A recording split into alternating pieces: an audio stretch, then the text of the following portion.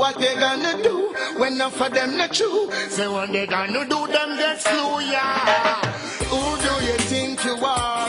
We're living in a small world. As wicked as you think you are, we're living in a small world. As bad as you think you are, we're living in a small world. As tough as you think you are, we're living in the one on them. Alright, that day will come when I stand and see all those wicked men in the fire getting burned. That day will come when they will try to escape and there will be nowhere to run. That day will come when I shall see they handing over bombs and bayonets and bullets and guns. That day will come when Emperor Selassie shall rise the wall of the ghettos, loot them from out of Islam, yeah. And the day I would love to see their face for all those evil they do to the human race and try to take things out of place, run away to space, shoot them in the air. After one that judgment you are gonna get the taste when them find out that them can't escape. Sadness they send on the people them trace. Smile on my face. That day will come when I shall stand and see all those wicked men in the fire getting burned. That day will come when they will try to escape and there will be nowhere to run. That day will come when I shall see they handing over bombs and bayonets and bullets and guns. That day will come when Emperor Selassie shall rise the wall of the ghettos, do them out of the slum. Boom! Who do you think you are? We're living in a small world. As wicked as you think you are, we're living in a small world. As slick as you think you are, we're living in a small world. As tough as you think you are, we're living in the one and me and now tell them, escape today, you can't escape tomorrow. Make sure you pay back anytime you borrow. Make sure you don't left no life in a sorrow. Make sure you're not lean and straight like arrow. Make sure your brain no push out in a barrow. Make sure you make them walk out and borrow. Yeah, make sure your meditation and narrow. Judgment, everyone tell them something the world I want. That day will come when I stand and see all those wicked men in the fire getting burned. That day will come when they will try to escape and there will be all in favor.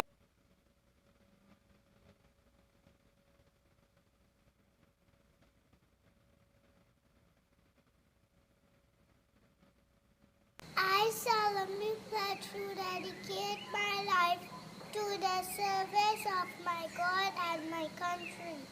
I will honor my parents, my teachers, my leaders and my elders, and those in authorities. I will be clean and honest in all my thoughts, my words and my deeds. I will strive in everything I do to work together with my fellow men of every creed and race for the greater happiness of all and the honor and glory of my country. Let us bow our heads in prayer. Heavenly Father, Almighty Creator of all things seen and unseen, we come before you with humbled hearts and open spirits. We thank you for this precious opportunity to gather together on this platform, Workers' Rights 868, and to share this sacred space dedicated to the pursuit of justice, truth, and the betterment of our beloved nation, Trinidad and Tobago. Lord, we ask that you bless and protect every presenter and speaker involved in this Justice Advocates program. Cover them under your wings of love, strengthen their resolve, and grant them wisdom as they seek to speak truth with clarity, integrity, and courage. Let their words be vessels of hope, filled with compassion and anchored in justice. May they shine as beacons of light, inspiring others to stand firm in the face of adversity and to work tirelessly for a fairer, more just society. We pray, Father, that this message of justice and advocacy reaches the ears and hearts of all who are listening. Break down any barriers, soften hardened hearts, and open the minds of all who tune in. Let every listener find purpose in these words, be moved toward change, and feel empowered to be agents of righteousness, compassion, and equality. May this message bring inspiration to those who feel unseen, courage to those who feel unheard, and strength to those who feel alone. Lord, we lift the people of Trinidad and Tobago to you, asking for your divine protection over each life, each family, and each community. Grant prosperity to our land, not just in wealth, but in spirit, unity, and peace. Guide our leaders, uplift our workers, and bless our youth with opportunities that foster hope and resilience. May your hand of provision and guidance be upon every endeavor, every heart, and every mind that seeks beauty to uplift this nation. We ask that, through your grace, the vision of a fair and just society becomes more than a dream, but a lived reality in Trinidad and Tobago. Let us all be reminded of our duty to one another, to uphold the principles of fairness, dignity, and respect. We offer this prayer with faith in your power to transform and heal, trusting that where two or more are gathered in your name, you are there in the midst, leading and guiding us forward. In your mighty name, we pray, Amen.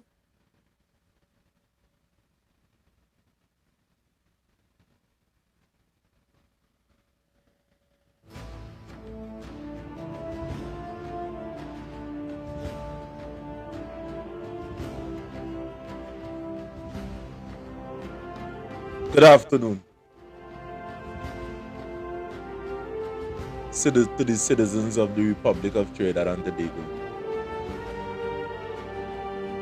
My name is Renison Jeffrey, and this is the Justice Advocates program, and we are broadcasting live on the Workers' Rights Network. Of course, many of you know today is Diwali, and to our Indian brothers and sisters that are outside here, happy Diwali to you all. Although some of you in call me for some roti yet, the amount of brothers and sisters I have in the faith. So without further ado, of course, tonight, Ms. Candice Edwards will be joining us, and we are hoping that other members of the public join us too, because we have a controversial topic today, very controversial, that have been making its way throughout social media. And just to name a few, a failed assassination. So, before I go into that, Ms. Candice Edwards. Pleasant good night, everyone, and welcome to the Justice Advocate program, where we shine a light on human rights and give a voice to the voiceless. I'm your host, Candice Edwards. Welcome, guys. Right. Good night. You know,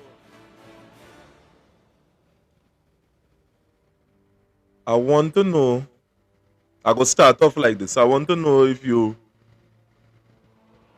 remember this. I wonder where it is. Right. I want to know if you remember this, citizens of the Republic.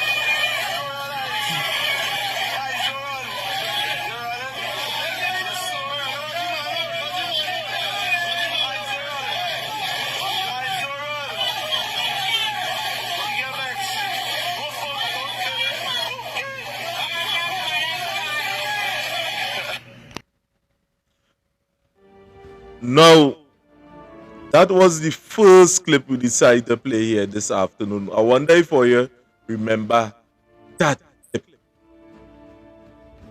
Now, many of us outside there asking ourselves why the citizens of the constituency of East Port of Spain with our Kickwater and Hinds back then, some years back, they run him like a dog. They say, come out of here. But, you know, we have to be fair, you know, because let us go in and hear what another gentleman who was there. And we go show you the lineup with Corey Marcel. Listen to this, people. You see, we have to use deductive reasoning in all what we are doing in it. Because at the end of the day, things could pass under our noses. And it just passed and gone out into the atmosphere. Back then, the people of his constituency was crying out. They still give him a chance, he end up Minister of National Security, and watch the carnage that is being caused underneath his tenure. So listen to the statement by the activists.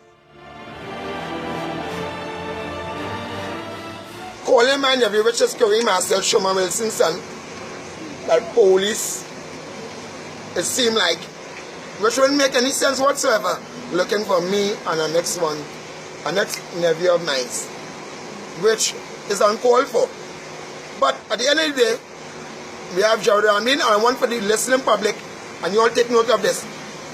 At no time, anyone from the UNC, the PP, a former minister, Ms. Shirley John, or anybody, Mr. Gerald Randy, or anybody, I call anybody and say yes. When I Hinds down there, show what on him. It wasn't nothing like that.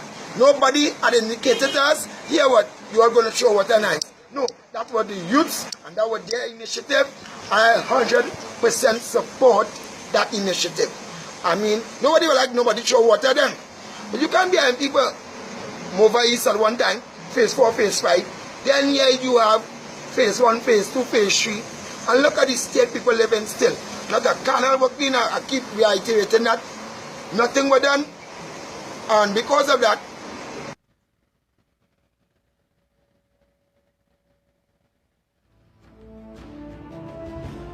so, since back then, Fitzgerald Hinds would have been failing the people of his community. Failing on that micro level. And the people in his constituency have been crying out, talking about it, even reaching to the point of throwing water on Fitzgerald Hinds. Till this day, presently, Fitzgerald Hinds cannot walk through these areas and them without bodyguard. And this is something that we have to ask ourselves, what is the problem? And we could see from how the minister functions within his office. We could see from a track record of total failure. We are experiencing it. The murders are over 500. We have in mountain platforms and is saying to the general public that he not responsible for making people feel safe. That is clearly the confession of a minister that do not know his function in Trinidad and Tobago. That is a confession. That didn't just come out of his mouth just like that. And he repeated on several platforms. And up till the other day, they're trying to shift the blame of what is taking place with the murders amounting to hundreds in Trinidad and Tobago to the citizen. And we are having Keith Scotland that works in the same ministry of the goodly gentleman operating the same way, and then you have Brian Manning jump out and back him up, and we go into the article in which you're blaming the citizens of Trinidad and Tobago for this high crime level. And we, the Prime Minister, would have said that he's the man for the job, so he put him in that position. And we vote in a government that we thought that have the best interests of the people at heart.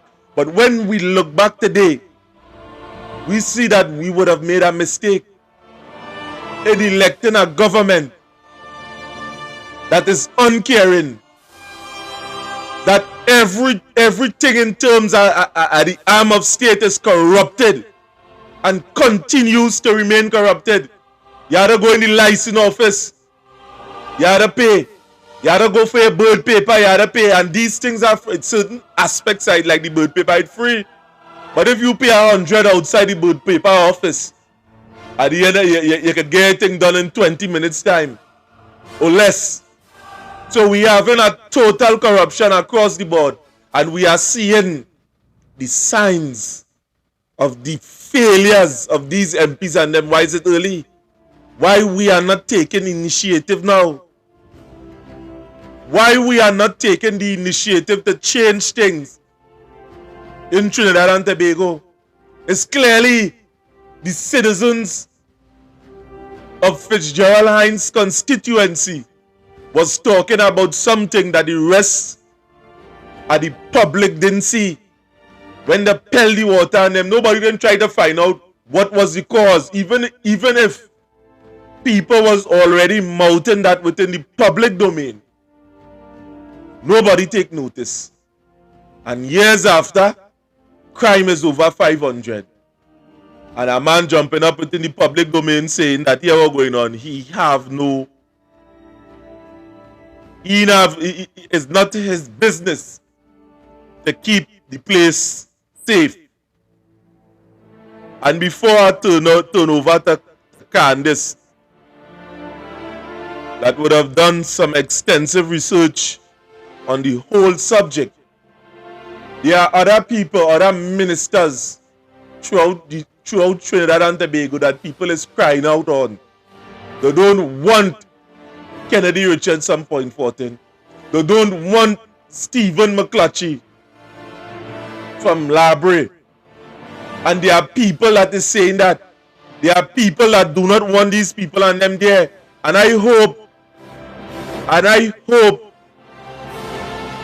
the rest of Trinidad and Tobago will take notice of this fact. Just to say a matter of fact, just to point out the obvious facts. Just to point out the obvious fact before I turn it over. Look at this video. When last time you see Kennedy? The last time you see Kennedy when Beres stand for election. That was the last time you see that man. He didn't pass any vote back. And he has to do nothing for you. Nothing he does do. And when since he's small, well, he go to the back for going to school in the morning. But he's not doing nothing. He's doing by his food and nice. He brings me to fix it.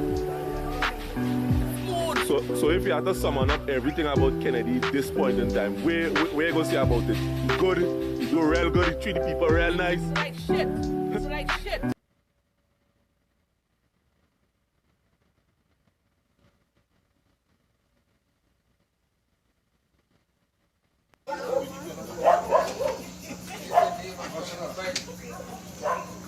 All due respect, right? Always be leader, right? And let's say real people thing. My name is Adrian Andrews. I'm from Cochrane Village, Grapo. I'm an ex-soldier, right? Right? If you can't do something for me, don't tell me you're going to do it, right? I papi show thing, right? You know what I'm talking about, right? This big man, right?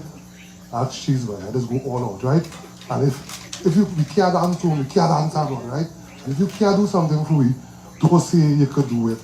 And you're running wild like a jet. And you can't do it, right? I respect that, right? If you tell me you can't do something, I can't do nothing for that, right? Don't tell me you go bust all this shot and run them wine like a chapter. They never feel like a shepherd, right? And that time is a big man of 50 years, right? Papi sugar, right?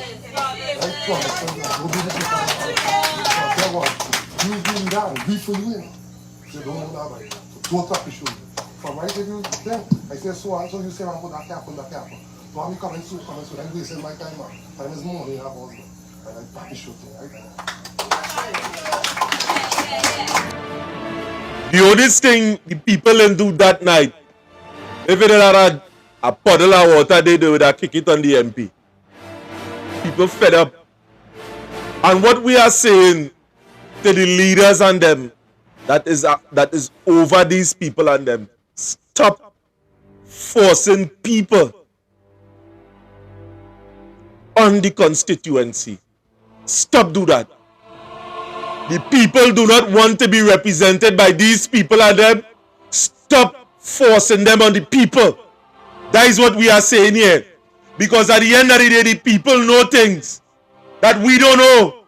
They see things that we didn't see.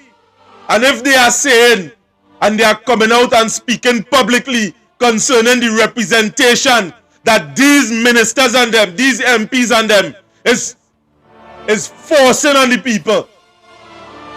Plenty of them go there for their own aggrandizement. The flying here, the flying there. As soon as they are elected, you ain't seeing them. You're going in the office, you're trying to make appointments, you're not seeing them. That is the type of representation the people don't want. People fed up a representation like that.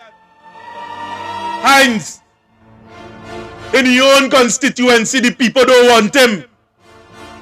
And yet still the leadership of these party and them are still forcing them on the people.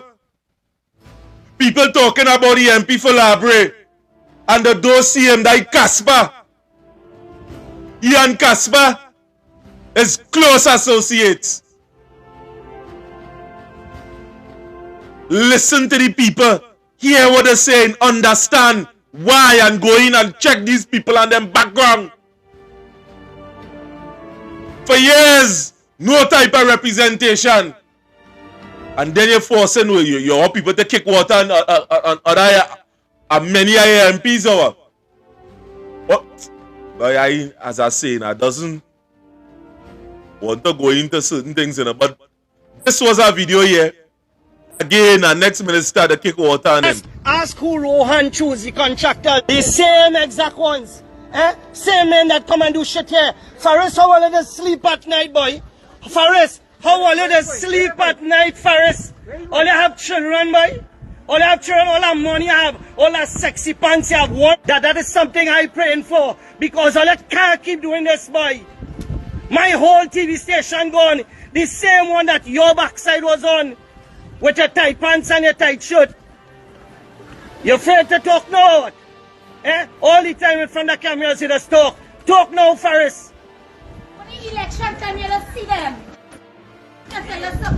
The same contractors that Rowley say is crook and con men doing most of the work right now. Hey, Faris, that man not living in bamboo. Imagine Azad. Azad showing he taking reveal. So, to you the people, the writing is on the wall. These men and them are rejects from the PNM party. And or you could get nothing else than poor representation from these fellas. Faris Alwari just joined the clan. He, Fitzgerald Hinds, McClutchy, and Kennedy Richards some point 40. And they said what? Pleasant good night again, everyone. So I sat down here and I was looking at one of these videos. And just to highlight to the viewers and Mr. Renison, that incident that took place with Mr. Fitzgerald Hinds on the Beacon, that happened 7 years ago. That actually happened in August the 14th in 2018. Right? And 7 years after, with all the crime that was taken place, I did a little research, right? Where the residents of Laventil East right, have reacted negatively to Minister Fitzgerald Hinds' performance again. Again. Hear me out.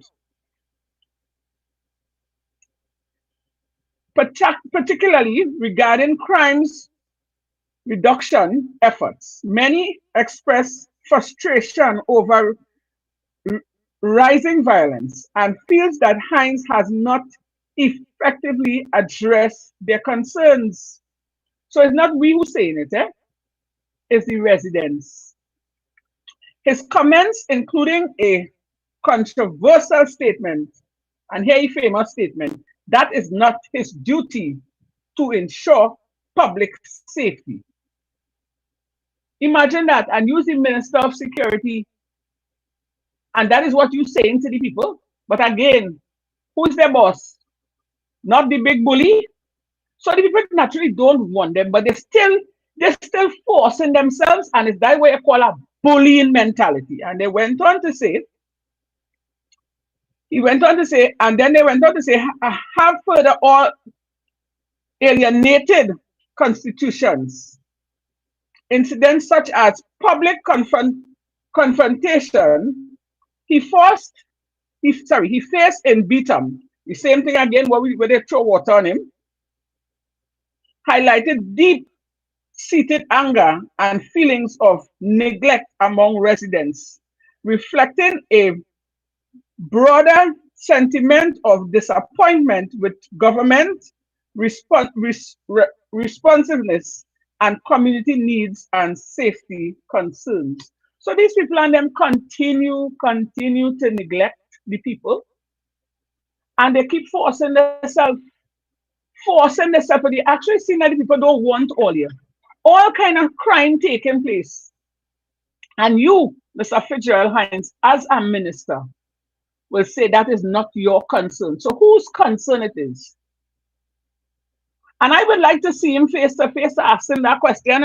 If that is not your concern, who's? Well, then they better remove you as the Minister of Security and put you as Minister of Works and Transport. Probably that might be a better position for you, because look at what's going on in your constituency. Look how many murders. Look how many, not just murders. Look at the last massacre it had, and the residents would have reached out to him, and it was to no avail, no help, no nothing. He didn't even show his face. And they continue to say that we do not have a serious crime problem in Trinidad and Tobago. And the thing is this, they're saying that the public don't want them. And it's like, well, you had to take that and cool it. And that is my problem. And and then I went on, and whilst I was researching this, Trinidad and Tobago ranking third. I wrote it down somewhere here. In the Caribbean, with the highest crime rate, a little island as Trinidad and Tobago, where we just a dot on the map. So what the government doing about this? Where our borders are unsecured. Every day some murder. And the police and all chiming in and doing their part by murdering and kidnapping and all kind of things. And all the solution they come up with is to change the tactical uniform. Change the uniform. They ain't put nothing, no proper measures in place to say, well, all right, because we done seen it already. And Ian Allen would have highlighted that more than once, where the last attempt kidnapping on the businesswoman, a police jeep was involved, and that was after the first incident where 3 police was held in connection in the kidnapping and the murdering of a businessman. So that alone is to show you that this Fitzgerald Hinds guy, he really, minister, he really ain't doing nothing for us, Them just sitting down there and collecting a salary. So when Keith Christopher Rowley said public servants don't like to work, I feel he was directing that to some of his ministers in parliament.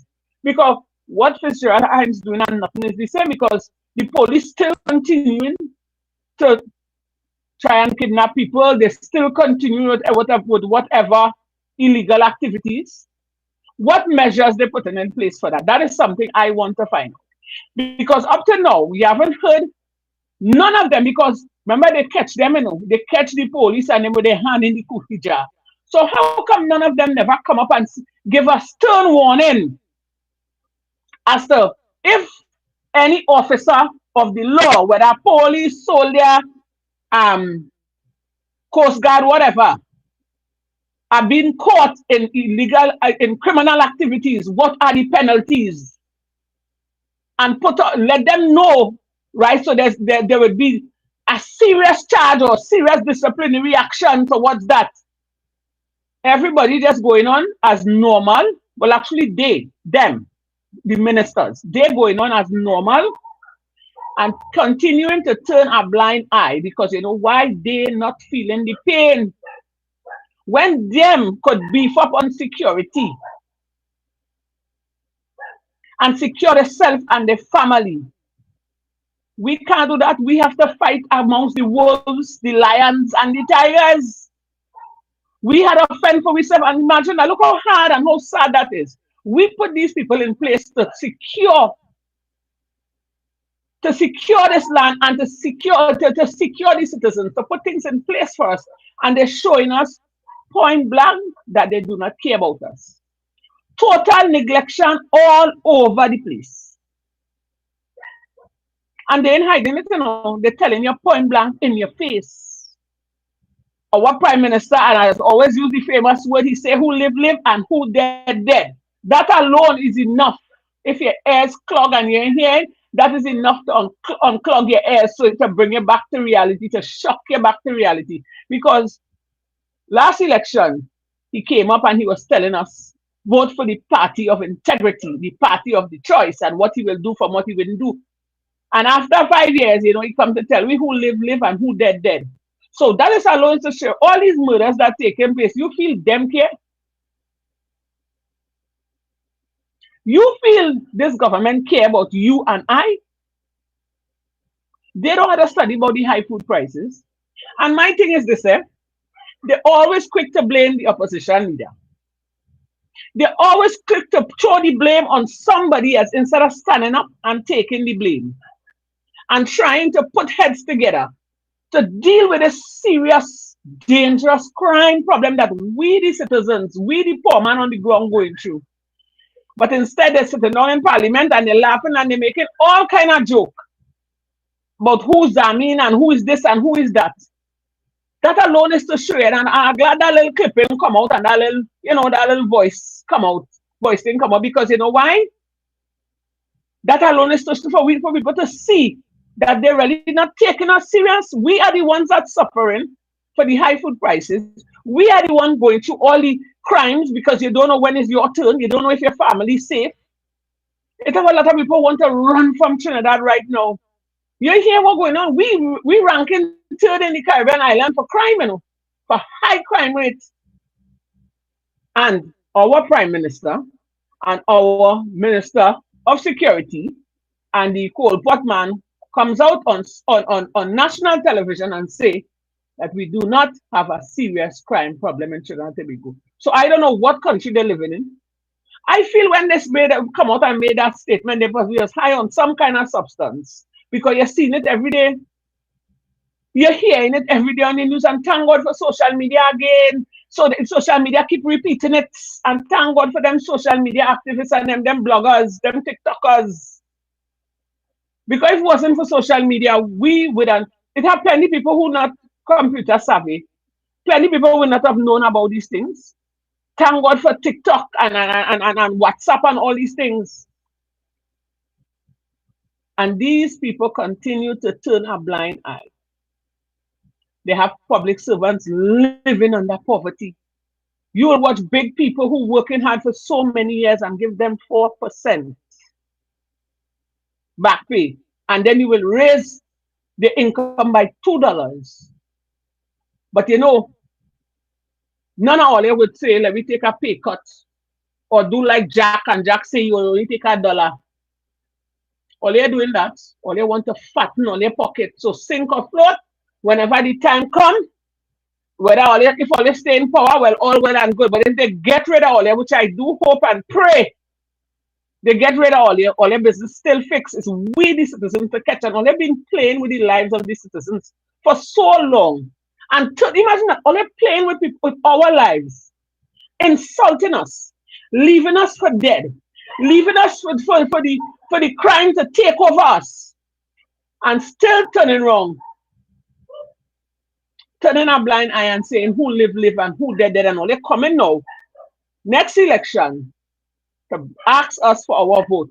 But you know, this is something I sat down and I was saying to myself, and I want to alert the public. You see, when the PNM foot soldiers and them come to all your house, I'm not interjecting violence, I'm not introducing violence. But you see, when they come to all your house, I want all you to question them. Whatever question come to mind, ask them why. And why it is now all they decide to come. What's going on with the high food prices? What all they intend to do for us? Or they have to drill them. It mustn't be a easy walk in the park. Although, even if they happen to come back in power, they ain't how we to take on, you know. But it mustn't be all smiles with them, because they're showing you, Franco, man, they don't care. Because when you and I don't have money to pay our bills or put food on the table to feed our children, they have the life that this government, PNM government, is living is not where it is, it's here it is. When we start to fight up to pay bills like light bill, water bill, internet, phone bill, and all of that, traveling, they don't have to do that. They are living comfortable, and when I say comfortable, on the backs of you and I. It's our hard-earned taxpayers' money is what having this PNM government living a lavish life. They animal, you know how they even throwing crumbs on the ground for we. They just leave we for dead. And all they still want to entertain these people. And look at there, the people have spoken. Look how they kick water behind them. And when I first saw that video, I laughed. And that was 7 years ago. 7 years ago. And it's still fresh. The bacchanal is still juicy. And it's good for him because look at the condition of the bitum. Look at the condition of Lavantil East. All this murder taking place, and that is his constituency. These people, they don't even want to see him. I wonder how he, and I don't even want to wonder how he's feeling, because this man look like he don't have a heart. I want to see how these people going about campaigning. You know? Because Trinidadians, although we are happy-go-lucky people, we are not stupid. We are not stupid people, because he called we don't share. So now is the time to show him we're not stupid. And I want to know if all the citizens of Trinidad and Tobago going through this kind of pressure, and all their belly burning, all that's not property tax. People can hardly get work to take care of, to maintain themselves and their family. I want to know if all they're going to stay in that one. And if all they stay in that one, all they really do, all they love hardship, you know. Because anytime we stay under this kind of condition, well, dog better than we. Dog is going to be better than us. Trust me. This is a very sad situation. I could watch this video over and over and over again. And I hope people have that same kind of mentality the next election coming, because it's clear to see what they're really doing for us. Nothing. He lucky in some places they'll have stoned him, but I thank God they didn't do that, because I mean to say he's a human too, and you know, we're not inciting violence. So just a little bit of dirty word. And I believe somebody was charged for that too, you know. Somebody was charged for it. Make sure somebody get charged for that. I just show you. And he is in charge of that area. And I'm sure where he living in no flood water, them living in high-rise area where they don't even have to go through that. But it's we again. It's about time we, the citizens of Trinidad and Tobago, it's about time we wake up, you know. It's about time we stand up for what is right. We too deserve a comfortable life. We too deserve to be able to send our children to school with no hassle, to buy books with no hassle, to get jobs with no hassle. Imagine these people rather to help people on the outside. These people rather to help strangers than to help their own people. And all they still want to jump up and say great is the PNM, all they have to be wicked. Yeah, all they have to be wicked to all yourself. And they're gambling with our lives. They are literally gambling with our lives. And all they're not saying anything, all they're not doing anything. Now is the time to stand up. We could come out there and show that we anger without even fighting, cussing, pelting missiles. If everybody in Trinidad and Tobago that is uncomfortable with this government, remember, it's we who employ them, we put them there, keep telling all of that time and time again. But because they have more education than us, they could use more fancier words than us. But at the end of the day, it's who have more corn feed more fowl. At the end of the day, that's just an excuse to tell you what's going on. We have more education than all, and it's what we say go. So we voting for them and put them up on a pedestal, and all they're giving us is crumbs on the ground.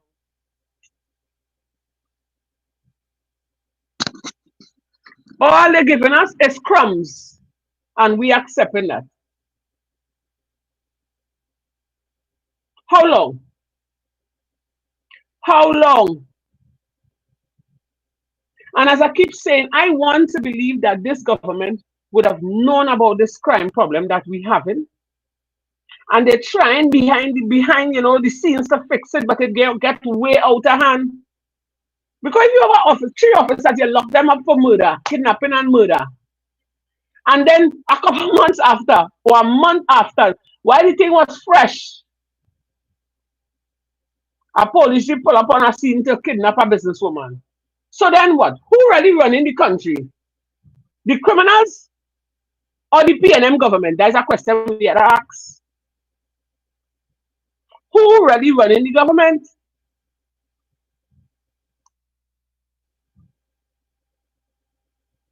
Who is really running the government? I don't understand. I'm trying my best to understand. And instead for these parliamentarians to take us serious and deal with it, because the main thing in this country right now is the high food prices. One, because people need food to eat. When all they're eating ham, lamb, and jam and steak and drinking the best $500 bottle of champagne and what have you, people still fighting up with a calculator in the grocery and picking up what they need and rationing the belly.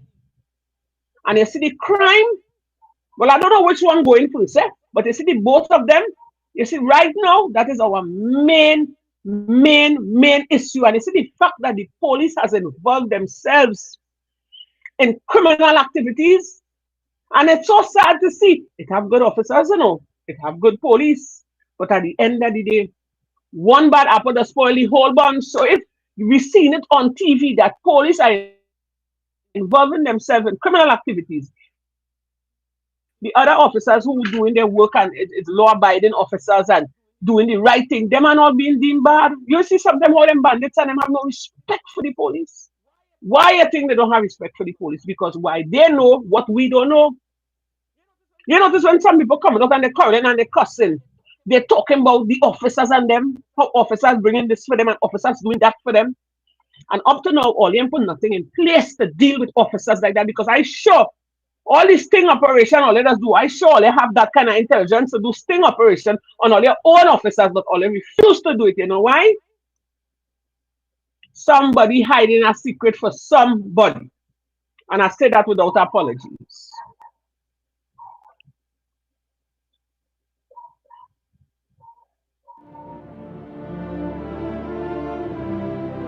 Well. To you, the people at Trinidad and Tobago, many of us would have spoken out. And a question that would have came from the comments is, can the country handle another 5 years of this type of representation within our country? The numbers are there, 333-2176. We want to hear from you this Diwali Day, this celebration of light over darkness. This celebration in Trinidad and Tobago that symbolize light over darkness. We want to hear, because Hindu or no Hindu, any right thinking man could see that the representation that we are getting within this Trinidad and Tobago is poor. Why are we accepting this within our country? Why? Police dropping out men who appear to look like criminals outside of the vehicle, looking like if they was going up to a robbery. People dressed in police uniform, kidnapping and kidnapping people. Police killing people. And these was things that was said from in times past. People cry out against the police force concerning their actions. Not the whole force, you know. Because there are some of you that are so deceitful in your nature and character that when we talking about police, we say not all police. So now I'm not defending myself again. But that's stupid talk. Where from the time we started talking about the bad character of police officers, some of you first of all what thing to say, or you jumping out and saying not all police. So of course not all police like that. Of course, we are talking about the ones who are like that, So when it coming to I defending myself concerning statements like that again, I done that. Because what I am speaking about is the rogue ones. And the representation that many of us have been receiving from our councillors, from our MPs in the area, and it's crying out. And your voice are being silenced and marginalized because they refuse to be questioned. And as I saying, when we're done, or you could use Hove and Associates again to send legal notice again. Because we would have reached out to people, to the MP in Point Fortin concerning members in his constituency. Because people afraid to go in the office and complain because they might be looking for work. So they depend on I and people like Sheldon Can to be a mouthpiece to them. You know how much chopping is taking place here in Point Fortin? People calling and trying to reach out to us and saying this is what's going on within their area. And they are totally afraid. Because some of these, not some of these MPs and them are like hitmen. Where your job is concerned. I not to lie, people who does be on this program and all, there are certain things that are taking place within certain corners of society that's supposed to be held with a standard. And at the end of the day, you can't yourself talk. That is what the country reached to. It's not supposed to be like that. It's not supposed to be that you are afraid to speak about things that are taking place within your country. It reached a stage now that if you have to protest, you have to ask the commissioner of police for what? For what? For what? It's your rights to demonstrate.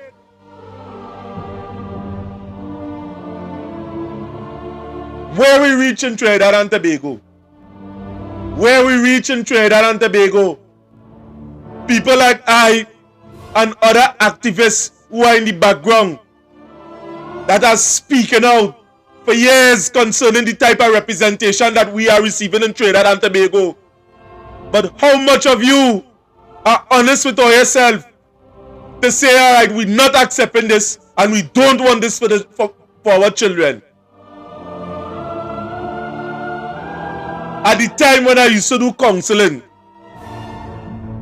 at the time when I used to sit down and I used to counsel people, you just know when you could put a man on the spot in it.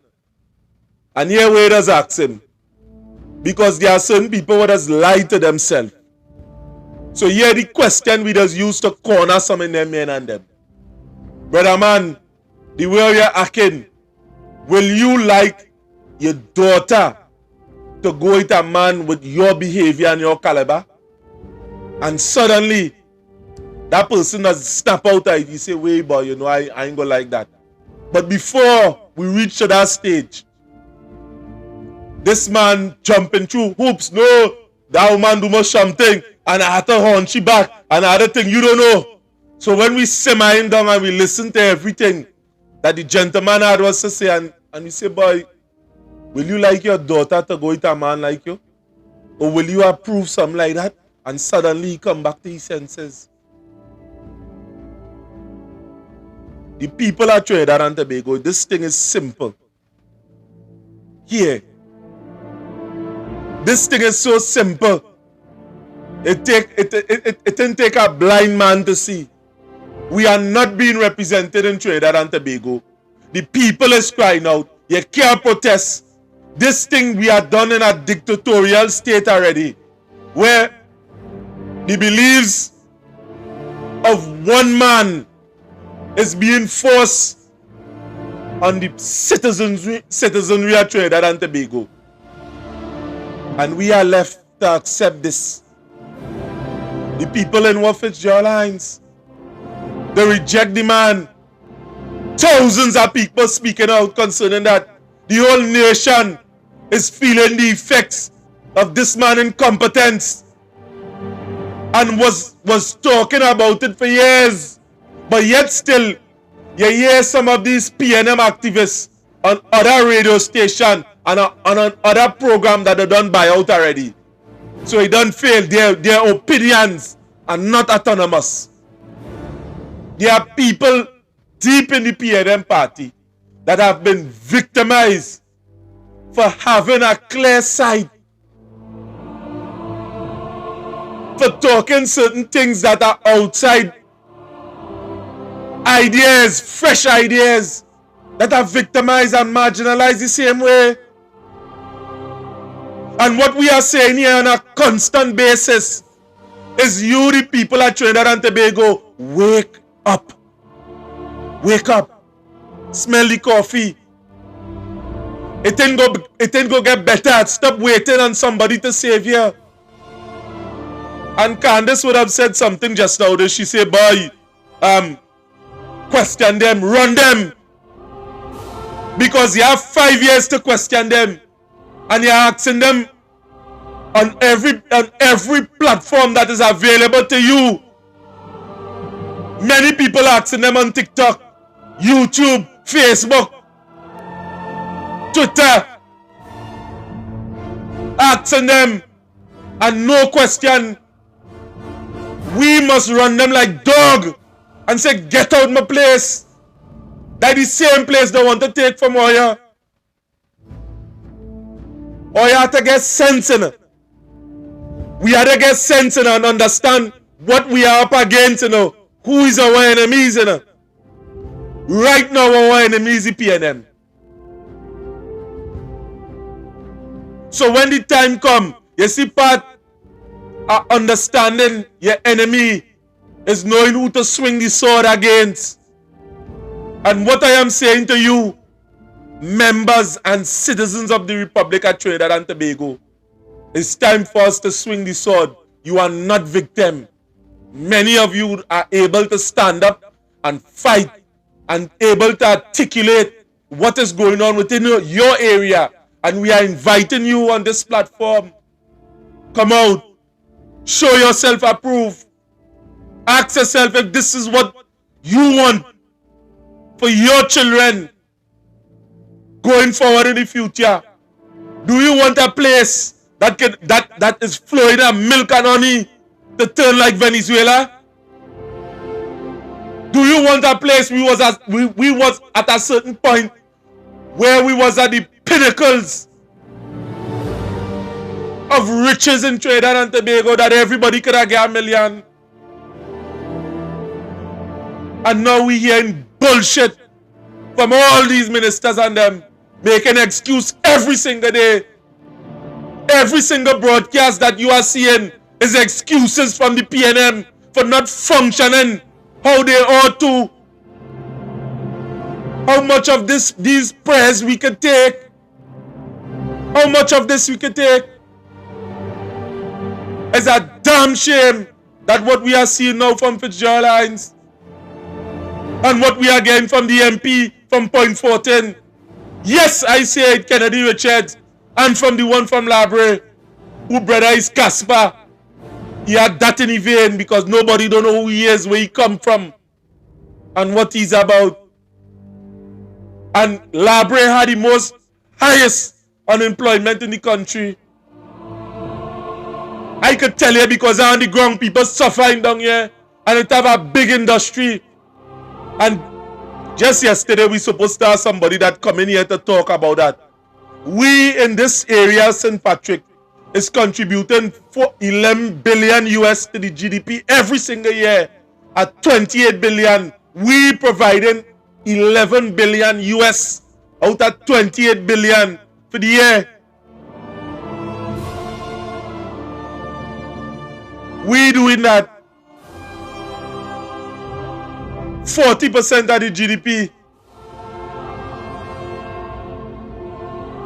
And plenty of us down here are in diverse poverty. And what we are getting for representation? A failed MP, a disgrace MP that had no shame, still considering the pop himself to represent people again. Are we so stupid? Are we so stupid, people? Is this what you want? Just yesterday, I would have told you that I would have shown him a PNM party card. And I would have verbalized to you that to me is not about no race. My allegiance is to my country and the people that is there with me, my villagers, my friends. That is where my allegiance is to. Because I have plenty friends in the PNM too, and I'm not against them. Yeah, I just tell them. You see that girl there on the CPEP gang? She had was to lie down and she back for that work. What you have to say about that? That's why I just tell them. And you would just tell me, boy, that is she. I say, what if your mother doing that?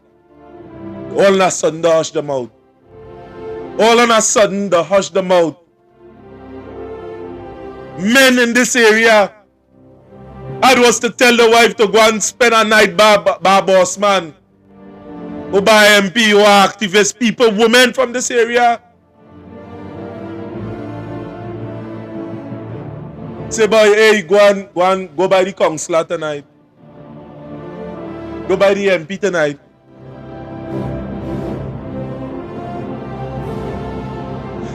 But it's just I want to talk concerning certain things in it. But I could answer a question. A particular MP, black MP of African descent, sleep with a woman, and she had was to throw away the child. And here what she tell me. She said, Jeffrey, it's just that the person ever married to somebody.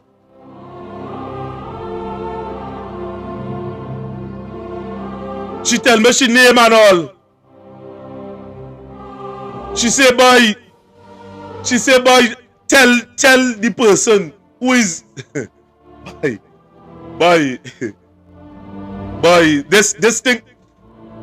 Yeah, Candace. And it's so sad to see that this is the things that poor people have to go through in order to get a job, to take care of their families. MPs, misusing their powers. And them things used to happen in slavery days. So when you talk about you have to get permission from the commissioner of police to come out there and protest, that was never like that. And it's only since when this PNM government come into power, they start doing that. You cannot come out on the streets and voice your opinion. You ought to just take pressure and cool it. Even with the news, they're actually telling you what could play and what cannot be played on the news because they don't want everybody to gain knowledge. And I realized that some years now, there's some things that took place. And when I'm looking forward to see it on the news the next day, you ain't hearing nothing about it. And it's from back then I realized, I said, well, wait, why are we not seeing that on the news? This is what happened. And you're not seeing it. So from day one, they start to strategize, they plan, and they're closing in. So you as a poor person, you don't have a voice. Something happened to you, you're not supposed to come out here and say nothing. You ought to take that and cool it. And this is happening under the PNM government. They're controlling the news. They even try to see if they could control social media, but they couldn't. And if they could do that, bet your bottom dollar,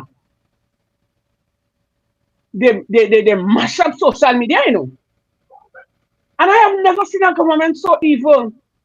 They are so evil to the same people who put them in power, and they're fighting the same people who don't want them there to stay in power.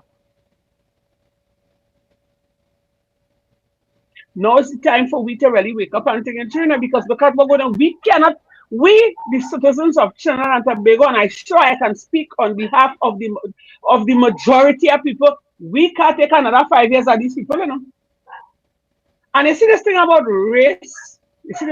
race, we need to stop that. Because you cut me, is the same blood. The only thing that probably dividing us is the hair and the title. But it's the same blood, it's the same human being. Same male, same female, it's the same human being. We need to stop that because we own. We own where how we suffering. So if we want to talk about race, we're supposed to watch out. We own who have we eating scrums that all they cannot afford to even push a proper trolley. I would have watched a video, and I don't know how I forget to give this to Mr. Renison for him to play, where a young lady was in some country, I think it's Ireland or Thailand, where that woman was indigo. She's a Trinidadian over there. And she was showing us the food prices over there. When I look at that, I get so mad. I say, well, them people in Trinidad wicked. A loaf of bread is how much cents a pack of milk. These people and them literally, the food prices you could afford to eat in Trinidad. You know how much a loaf of bread? About $20. Don't talk about a chicken. A whole chicken might be about $70 to $80, and again, one eat out of that. A pack of rice is almost is more than a bag of cement. People just listen to me. Whether all they want to admit it or not, and this is for these PNMites, as all they say, Mr. Renison, or the PNMites, or they have no shame. What do they feel if all they work hard and all they plug the PNM, all the PNM activists or foot soldiers or all who vote in PNM go get better treatment and all who vote UNC go get dog treatment? is same amount of pressure for all of we, and it will be even worse if they come back in power. It will be even worse. So I don't know what is all so afraid of. And to hear what Mr. Jeffrey would have now said about one of the MP had to ride a woman's chest in order for she to get something. That is slavery days. I watched a movie with that just sometime last week there. So then instead of we go forward, we are moving backward. I would have liked to know who is that minister. I would have forget the woman's name. And you see, what I just like proof and thing, I would have liked him a fire. Not because he's a minister and that was only happening with ministers. That happening all wrong, eh? Because when I was much younger and I started to work in a certain place in San Grande, my boss started to pelt tackle behind me, And when he realized I wasn't giving in, he started finding fault and telling me that he has a problem with me. What is the problem? My body sending out a language. What is the language? He wants to climb my chest, and because he couldn't get through, he started finding fault. So I believe the woman. I believe that is truth. And you see, some people when they have power and no supervisory mechanism behind that, they feel there's lords and gods in them. So if they want you tonight, they want your wife tomorrow, they want the neighbor wife the next day, and they could give you a certain amount of change, or they could give you work. They're abusing their power. And I cry shame on that minister or that MP or whoever. I cry shame on you. Isn't it, man? It's time, eh? It is time to get rid of this government because they bullying me, they're shoving stress down we throat, and they're expecting us to sit down here and say nothing. No, Mr. Renson would have said, run them, right? But I still say when they come, just to embarrass them, question them, ask them, because they want to come to kiss up your children, to pet your little dog in the yard, they want to come and butter you up. I'll give them a run for the money. And when I don't question them, well, then what Mr. Renison say, well, then you probably could do. Because where were they is 9 years they in power. What they do for us? Insult us, neglect us, betray us, leave us hungry, leave us jobless. Great is the PNM. Great is the PNM. That is what the PNM doing for us. And unless they want to jump up and say great is the PNM, somehow they're just wicked. And I know that's some die-head PNM. When you tell them, so you see what they do? You see what's going on? They're telling you, well, no, he had a right to do that. And I say, but some of these people really dotish. All they're eating grass, all they're suffering. I feel that Prime Minister went lucky too. I feel he went lucky too. He have a serious piece of obey over Trinidad and Tobago. Because we suffering. We are suffering. We are going through hardship. And all they're sitting down there and taking that. Nah, boy, something's definitely wrong with us, Something is definitely wrong.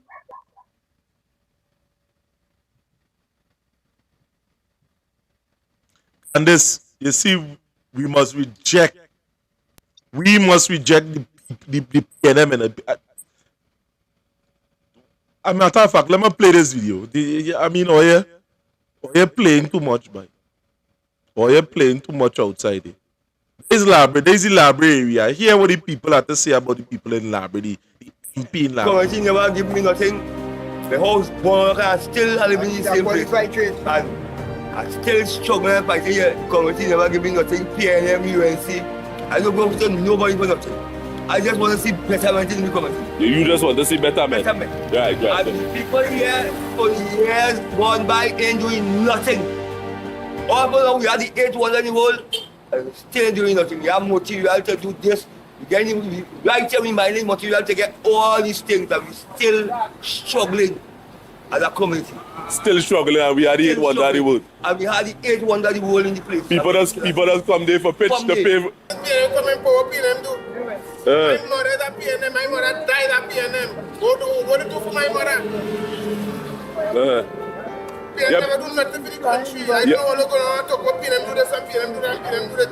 All of PNM do, everything that PNM, you close on everything. Right. Make the country more poor, make the people more hungry, Right. So things more hard. Things more hard, it are more everything right now, everything is at desperation. Yeah, but why people in this area keep on voting PNM and they ain't doing nothing for people? That's only all over. All over. Remember they say this is a PNM country. This is not the UNC, but this is another party. This is a PNM country. So if you make a PNM asshole for your life. That's something that really bothers me. Real corruption in point 14. I need to know the extent of it. Well, you know, I thought a SAP alone has sheep of contract. It was brought to my knowledge that the whole PNM executive, which is located in any market, have sheep of contract. It was brought to my attention that the current mayor, Mr. James, is the chairman on the executive committee. Oh my God! It was also brought to me he have a CPAP contract also, plus other things. So why all these iniquities happening under our MP Richard Watch? It is also alleged and brought to my attention that the contractor that is building that completed the Fanny Village Primary School and building the fire station from Vancouver side brought a Prada for our MP, Mr. Richard, and it is hiding at the moment by some fat man. If this is true, these people not fit the whole office. Kennedy Richards, Member of Parliament for Point 14. These people not fit the whole office. These people not fit the whole office. Kennedy Richards, Member of Parliament for Point 14. That we're going to have the swearing of four aldermen, as well as our mayor and deputy mayor. That the whole PNM executive have CPAP contract. These people not fit the whole office. These people not fit the whole office.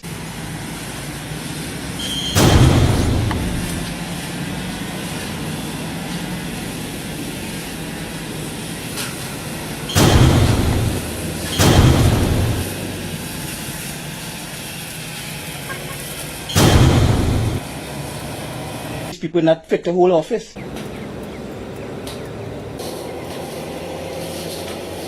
People not fit the whole office. The current mayor, Mr. James, is the chairman on the executive committee. It was also brought to me he have a CPAP contract also, plus other things. People not fit the whole office. People not fit the whole office. Office of the Member of Parliament, how may I help you? Good morning. Can I speak to Good afternoon. Can I speak to Secretary Richards, please? Idas! Okay, Idas!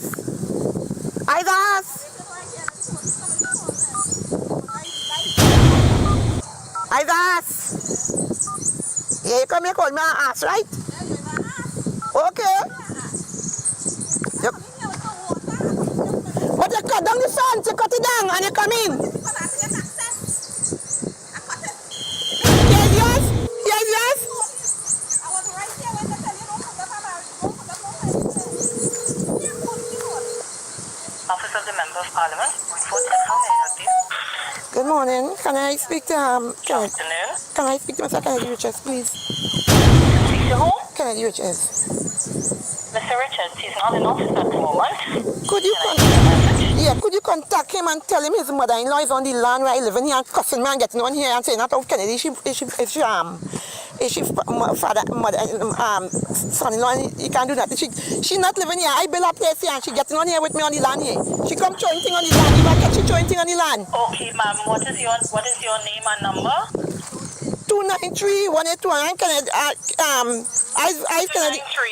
1821. 1821. I Kennedy mother. I Edith on Delfish White man. I Kennedy mother-in-law sister. What's your name, sorry? Edith on Delfish Wise man. Edith. Okay, all right. Can I speak to Mahalia? No, they're not. I just came in the office. Today's the military parade. Now walked into because what she did, she cut down the fence and all. She cut down the fence and come in here. Okay, All right. So as soon as the manager come, I will let her know. Okay. Okay. All right. Okay. Thank you. These people not fit the whole office. These people not fit the whole office. Kennedy Richards, Member of Parliament for Point Forty.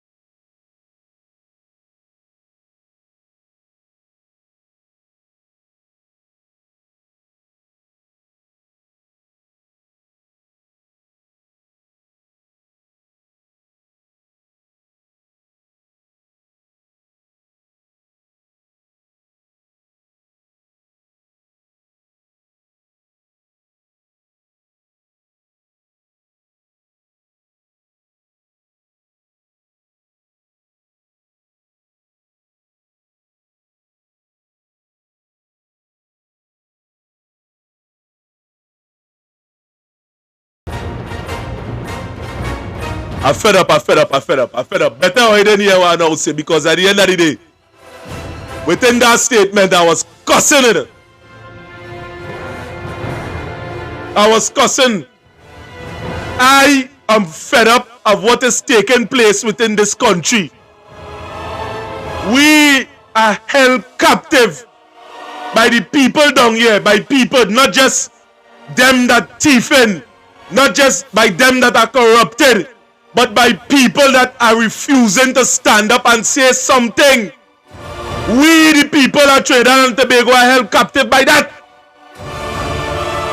I am held captive by the cowardness of some of you that are outside there within the public domain. Wake up the people of Trinidad and Tobago. It's about high time that we stand up. We should be outside of all them ministers and them office and them and tell them, get out of there. We don't want you. That is the type of representative. That is what we have to do as a people, and stand up and say something. You ain't fed up. You ain't fed up of mismanagement. You ain't fed up of money is not accounted for. You ain't fed up of people within certain areas not doing what they are paid for. You ain't fed up of that. Hey people, you ain't fed up of that. I ain't fed up. Every night we are here beating down the chest of certain people. Not because half of this problem is not mine. Oh yeah, people, this is not a game, innit? This is not a game, innit?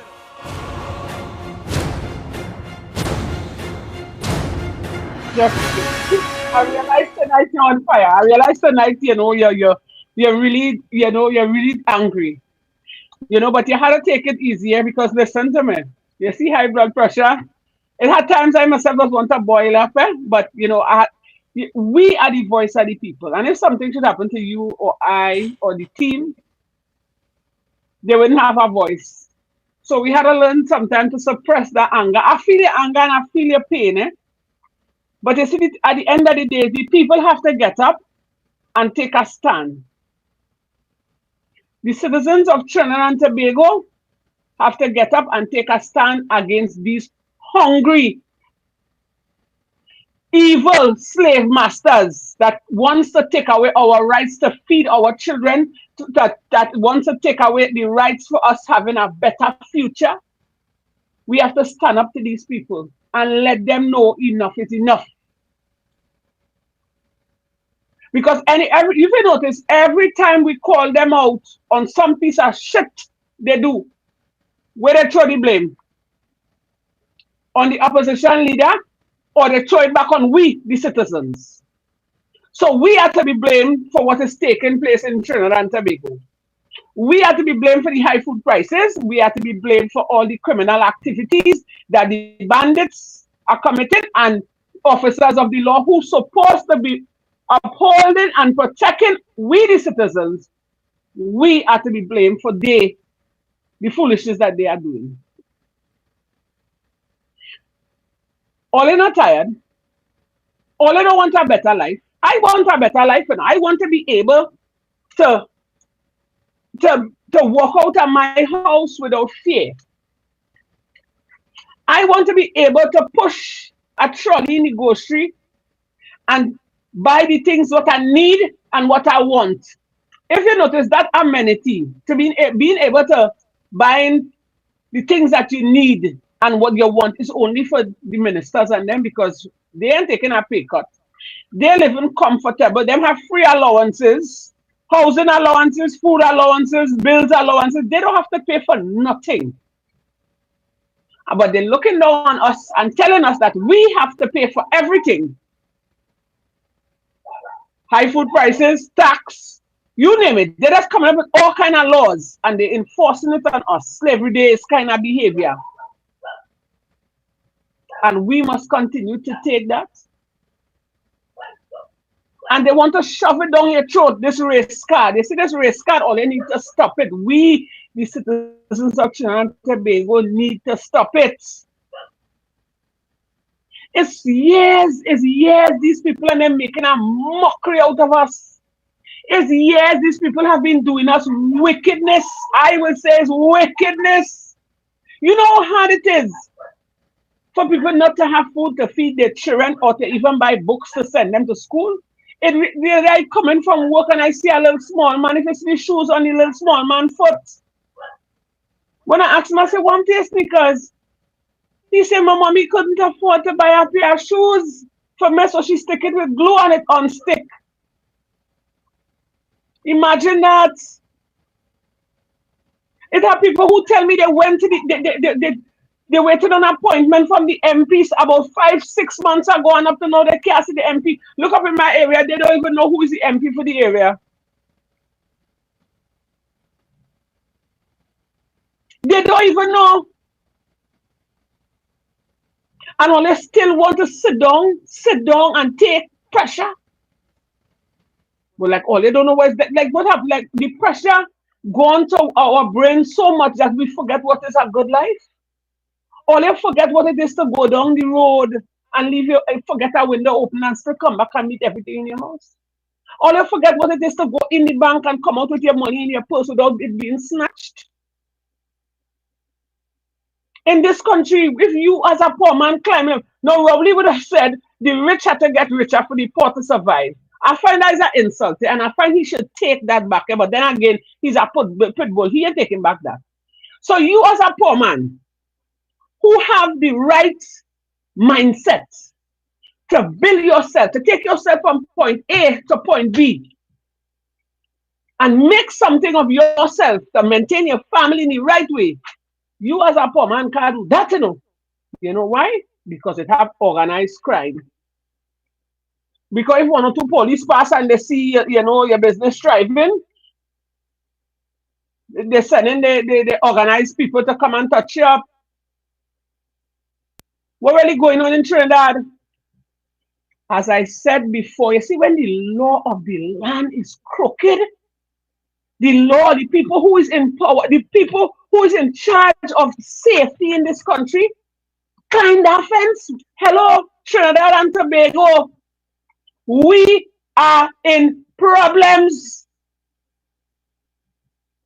When you going in the station to make a report And officers want to tackle behind you. They want to brush you before they could take. They're making date with you, to have sex with you, to do their job. They writing down your number, and the next day they're calling you.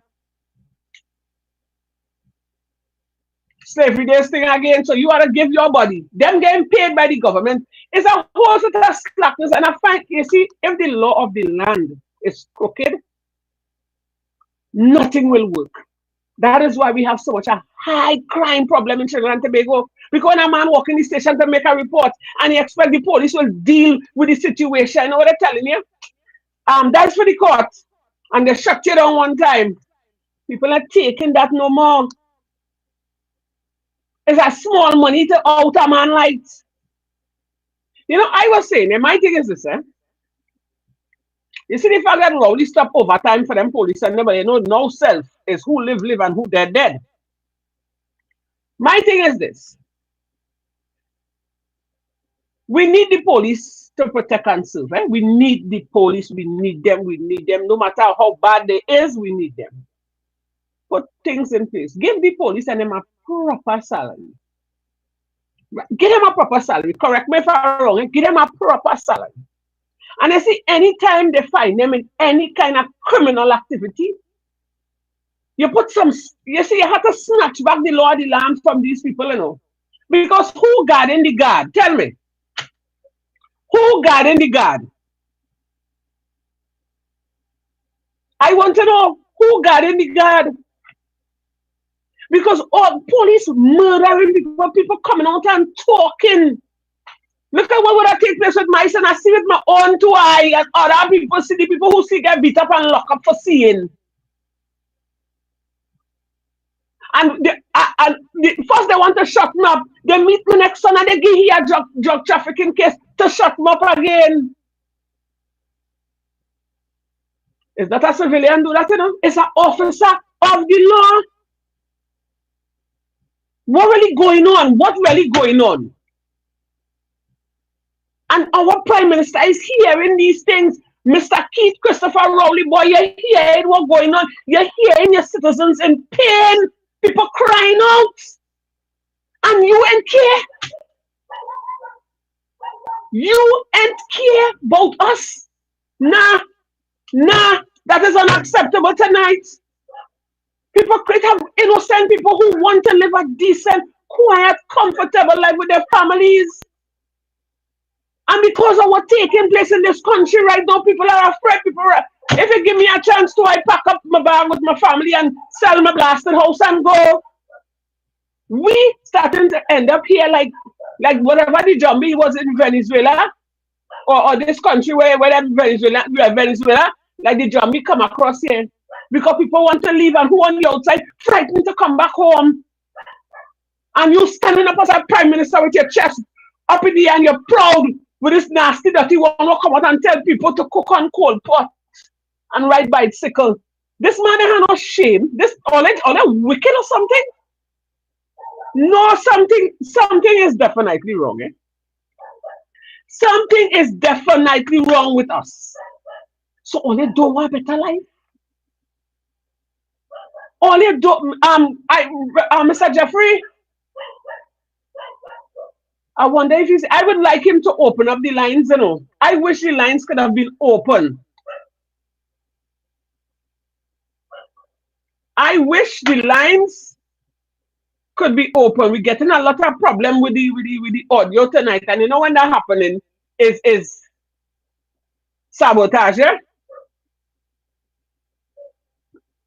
Let me see if I can contact Mr. Jeffrey. The minute you see me getting, okay, good.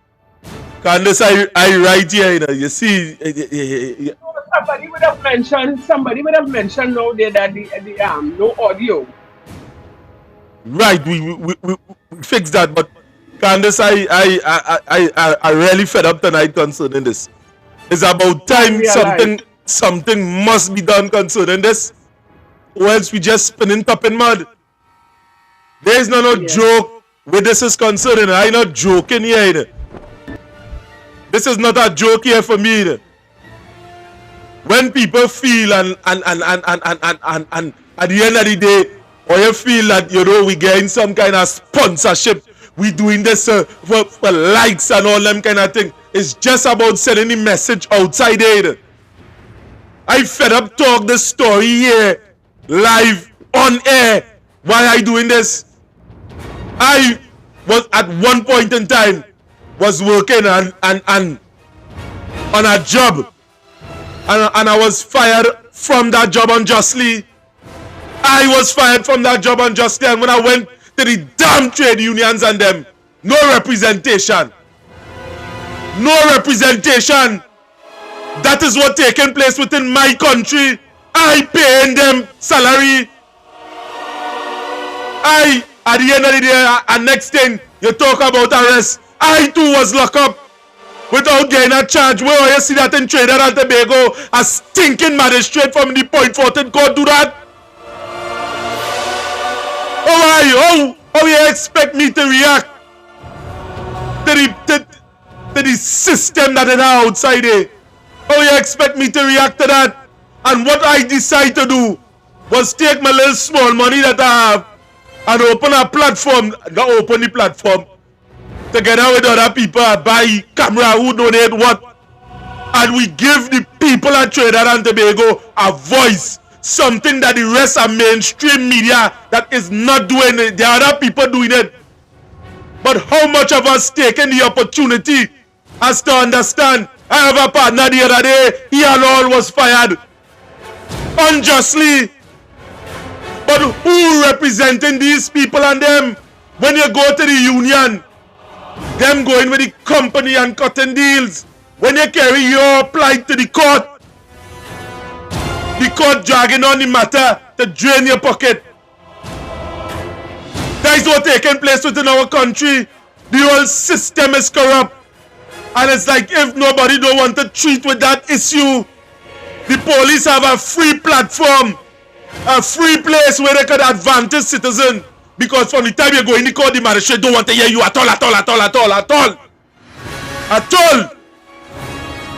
No matter what you say, they don't want to hear you. Advantaging people right wrong. What are we tolerating in Trinidad and Tobago? You go in the license office, when you have to transfer a car, you have to pay too. And the system is corrupted in our country. But here we're going on, there are people that find ways around the system, that they are comfortable with it. If price go up in the morning, there are certain people glad, because there are other people that will end up in diverse poverty, and there are people that are seeing opportunities in which they can make money on things like that. Them things are fact. So you have to reach that place where you are fed up and disenfranchised with what is taking place within this country. A failed leadership. How much excuse you can make for a man like Fitzgerald Hinds? How much excuse you can make for a man like Keith Scotland? How much? Faris Alwari, the same thing. He don't care. He getting millions every month in rent. It's you at the end of the day that's suffering and glad that when they are coming to give a little small change, you glad for that. But who put you in that position? Is that a position that you are proud of? Are you proud of having 5 and 6 subjects and degrees and working in a damn gas station? I ain't saying nothing bad about that. Are you proud of that? Are you proud that you would have sacrificed for years to send your children to school and tell them that to go in a grocery instead of being a manager in the grocery? Are you proud of that? PNM parent, are you proud of that? Fed up all you outside here. Fed up on your passes. He said take the job you could get until better could be done. But so how long will better be done? Until better could be done, actually. How long?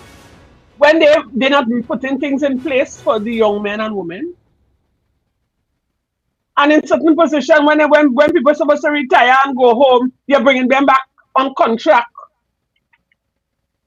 Give them the pension and let the older folks go home and hire the youths. Give them a spot, a place in life. Is every creed and race find an equal place so them youths, the youths and them of Trinidad and Tobago, they don't want to find an equal place in society. Not all them youths and them want to pick up a gun, you know. It has some youths wants to work. And you know the next thing we should do, Mr. Renison, we should go and interview some of the youths on the corner. Ask their permission and interview some of them because I am sure it have plenty of them have their passes and they cannot get jobs. Candice, and let them come out here and tell, oh, Candice, we have a caller on the line. Good night, caller. All right. A very good evening to my two favorite people. Good afternoon, sir. Listen, good night. Right. I am the one who promised to keep on looking at the show and keep on calling. Well, thanks, brother. I remember. Nice. Good. I want to tell you something quickly. I won't take much time tonight. A good number of years now before we had calling shows on TV like Breaking Dawn, Breaking Barriers with Chana Schmel, Ian Allen. Before we had any of these things, years ago, there was radio programs that you could call in. So one day I called in and the host of the show was a guy named Vonan Ramesa. And he was asking callers to call and give suggestions how to solve crime. And when I get in, my suggestion was very simple. I tell him that it is impossible because half of the criminal in the country is in uniform. All the best. Have a great evening.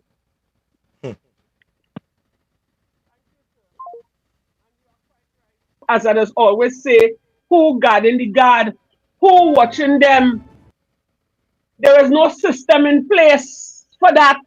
That is why Trinidad, the economy keep going down, and it could never rise because here we're going on. If you in charge of all of this money and you in charge of all of this and all, I look at you would have spoke about all the MPs, the man on the video who have CPEP contract. Use an MP and you have all the CPEP contract you could think about. So what about the small man? You alone want everything.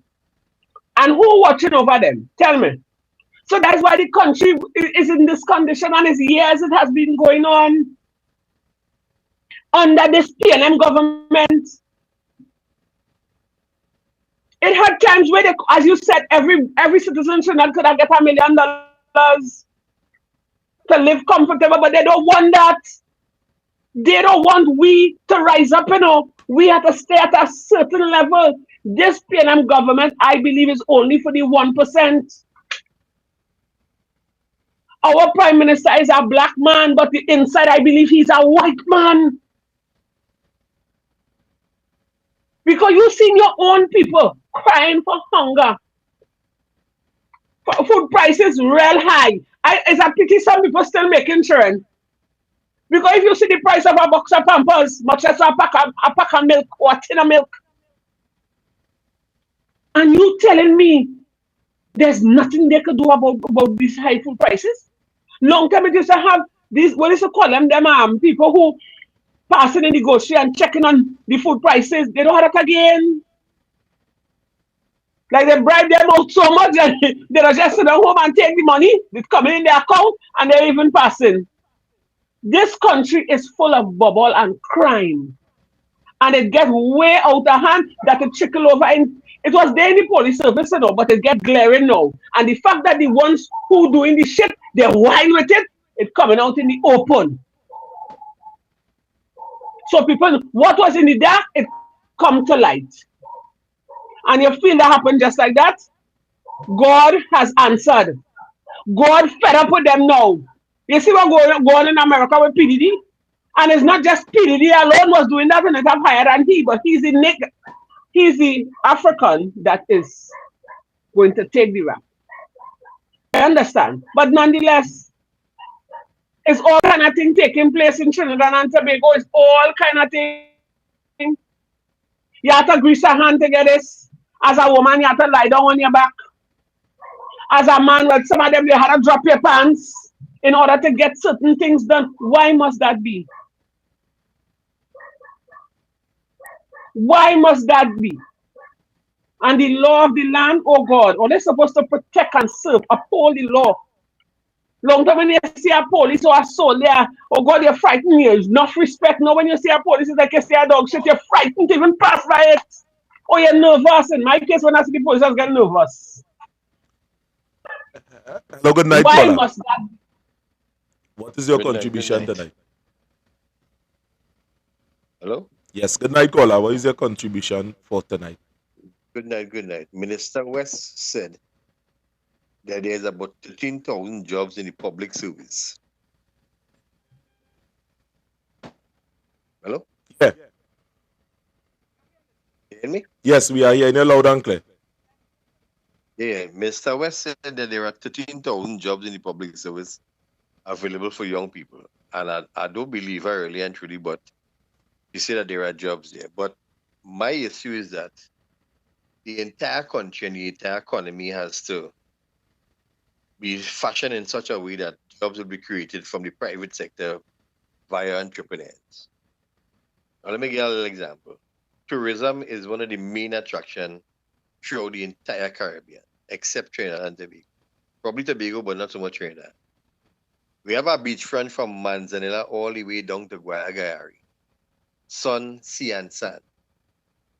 And if they develop that road down there properly, people will come there now and they will use their houses as hotels and all sorts of things. And they could build 5-star hotels and build some of the big hotels that they're talking about on that East Coast out there.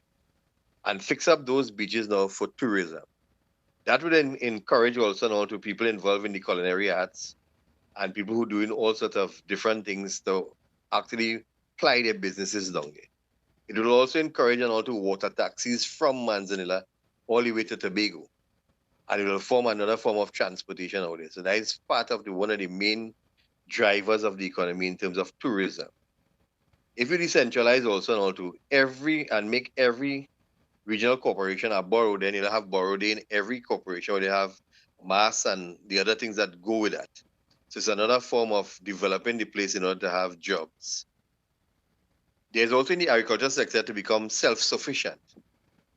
And in becoming self-sufficient now, you'll have agricultural products being grown by people all over the place because there are farmers, no matter what happens, they don't ever give up. But they don't have no downstream industries for them to can it so that we could sell it and we can now have it on the shelves so the prices will be low. So this government needs to go. The only thing will solve the problem is that they have to exit office because they're raising prices and everything because they have diversified away from oil and gas because they're failing there miserably. And the only way to make income or to find income is to tax you. If this government wins back the next election, you could imagine what would be the price of electricity or water. Water, which is a natural resource which they get free. All they have to do is process it and send it out. It's the only product that we should be getting free all the time. But that ain't happening. Because they don't have to pay for water. It's like the fisherman outside there. When he go out to catch fish, he ain't buy that fish. Mm-hmm. But he come back and he charge you all kind of price. The same fish, if he hold 10 different type of fish, 10 different type of fish have a different price. So he charge you based on the variety, but he all get free. One net and he pull all. So when we look at things from finding solutions for things, the problem here now is that if people have work and they have a system by which part now they can now enrich themselves from working hard by earning your keep, people will function the way they're supposed to function. People will move away from a life of crime. But they're promoting crime because crime is organized crime, and this is what they have now. They have we now in the position that we're in. So this government had to go. While you're focusing on one or two individuals and they're failing miserably and they don't care, the issue here now is how we fix the entire country. So while we're looking at the East-West corridor as the driver of the economy, what about the rest of the country? Mm-hmm. They have the same opportunities for everybody else too. So we need to look at things now to find solutions, and we know all we got to keep on thinking, because if they can't think, we have to think for them. So we don't only have to criticize, but we have to come up with solutions or things that they could build upon. We may not have all the answers, we may have some ideas, but since they're in the position which they can expand on that, but they're not doing that because they have no thinkers. And we need to get rid of a whole bunch of them. So this government definitely have to go. And bring somebody else and we'll see with them, because when UNC was in power, or the People's Partnership, they say they failed XYZ so and so. So they decided they will fix things. So they put the PNM in office. Two governments, 2015 to 2020 and 2020 to 2025. What have they done? They have now decimated the economy. Right now, we're into borrowing in a big scale way. And they're borrowing to spend. They're borrowing to invest. So the country going on a bad road. So while you and I, with temperatures and with pressure will go up, and we will say things, we have to find ways, because at the end of the day, whichever government is in power, you and I have to take care of ourselves. We have to maneuver through the groceries, the market, the taxi fare, the gas prices, you name it. Mm-hmm. We have to maneuver ourselves and make whatever little we have do. And we have to cut to suit the fit. But the government are doing that. They are on the merry way enriching themselves. And now we at the other end now have to fight up among ourselves. And they're so smart. They buy out people. They buy out the media. They buy out you name it. So the people who just talk, unlike yourself now, you still have a little freedom to chat. But the moment they start sponsoring, they'll start sponsoring you and give you big money in your pockets. You have to stay quiet too. There are certain things you won't be able to say. Because just like in the Diwali Naga, they had also rise above the politics and move into what the occasion represents. Mm-hmm. But at the same time, the largest chunk of money comes from the government. So if the largest chunk of money comes from the government, they have to who pay the piper? We have to play the tune. And this is what is going on all over the country. So they buy out everybody across the board. And because they get money, wherever drive through and say, notice people who ain't doing nothing have all kind of fancy car, fancy house, and they do nothing. Yeah. And people working hard, struggling, catching the skin to pay their loans, to pay the utility bills, and all sorts of things happening. So then, as Manning used to say, there is insufficient equity in the country. And how do we balance the thing? And it's happening. And then those are looking for justice, even in the judiciary, they are both out there now too. Certain cases go to certain judges for certain results. Yes. These things happen that way. Yes. And we could jump high, jump low, we could dance around and believe it happening. It's happening right in front of your eye. You see, that is our dream. Benefiting. That is our dream we telling ourselves. Will be denying us. So when they're chatting and they're talking and they're saying all kind of thing, it's like a case happened the other day. The Attorney General was on television, but he didn't say how much money they pay to recover a little bit of money. So they're paying more to give back less. They invest money in Trains 1, Atlantic, LNG, and do nothing. And lost all that money, but that's okay. And Kola, you would have said something that I would like to engage in. Now you would have said that the opening up programs and they had no downstream. Now, in the same thing with Foster Commons, the creating entrepreneur with the planting situation, which is a very good thing. We never criticize it. But where are the products? Where are the products that these new farmers that they're creating, how they're going and sell it? They are not, it are no avenues. How they're going and sell it? Are they supposed to put a table in front of the house and sell wherever they get in the garden? Or there is a competitive market outside there? How it is? It reaching from them to the customer. Well, what you're saying there is true, but you see, there are many more things to add to that. Why are these certain people selected to become farmers and not the bona fide farmers who already existed? Why don't they give them land tenure and spend the same money to boost their product who already with NAMDEFCO and all the regular markets? But the issue with that now is that these people who there, after a while, they won't be able to continue, so they will sell the land back to certain individuals. So it's a long-term plan of acquiring property. Foster Commons has been doing that for a long while. All over the place, he's taking state land. So when Foster Commons does something, you have to take out that pinch of salt. What is the long-term plan with him? Now, they might say my own is conspiracy theory, but it happened in front of your eye. He was charged before for acquiring lands that he wasn't entitled to. If you go down Central, they say block up land all about the place, old Carney lands and all kind of thing, and he's the man behind that. So when he gave out certain people, these are hand-selected people, because thousands of people apply and only a few get through. So when they're talking along that line that you bring up there are many things to go with that. Now, the general idea now is to can things, and we're not doing that. We're not going through the process. And people like Chief Products and all of these people doing some of these things, NISA and a few of them. And this is where we have to expand. Now, the 1% really and truly is the small businessmen, but they can't unite. And what they have to do is stop looking for foreign exchange and start to buy from the 1%. Treat them like if them is Amazon or whoever it is, and then buying into the companies on the stock exchange.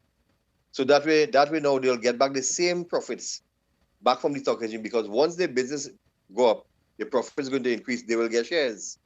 But they're not thinking along that line. Now that's only one thought. People will mash along that and condemn that and so on. But if you cannot unite, then you have to buy from who bringing it in. Yeah. So you save on import, export duties. You name the different taxes that you have to pay. And this is what import is doing, to add on these taxes to ensure that he frustrates the small man. So the big man getting whatever he wants. Again, from foreign exchange. But the issue with me here is this: we are adopting all the policies of America, but not the US dollar. Why? And they'll make a million excuses why they can't adopt the US dollar. And this is where the trouble comes. That foreign exchange difference between TT dollar and US dollar is what is killing me.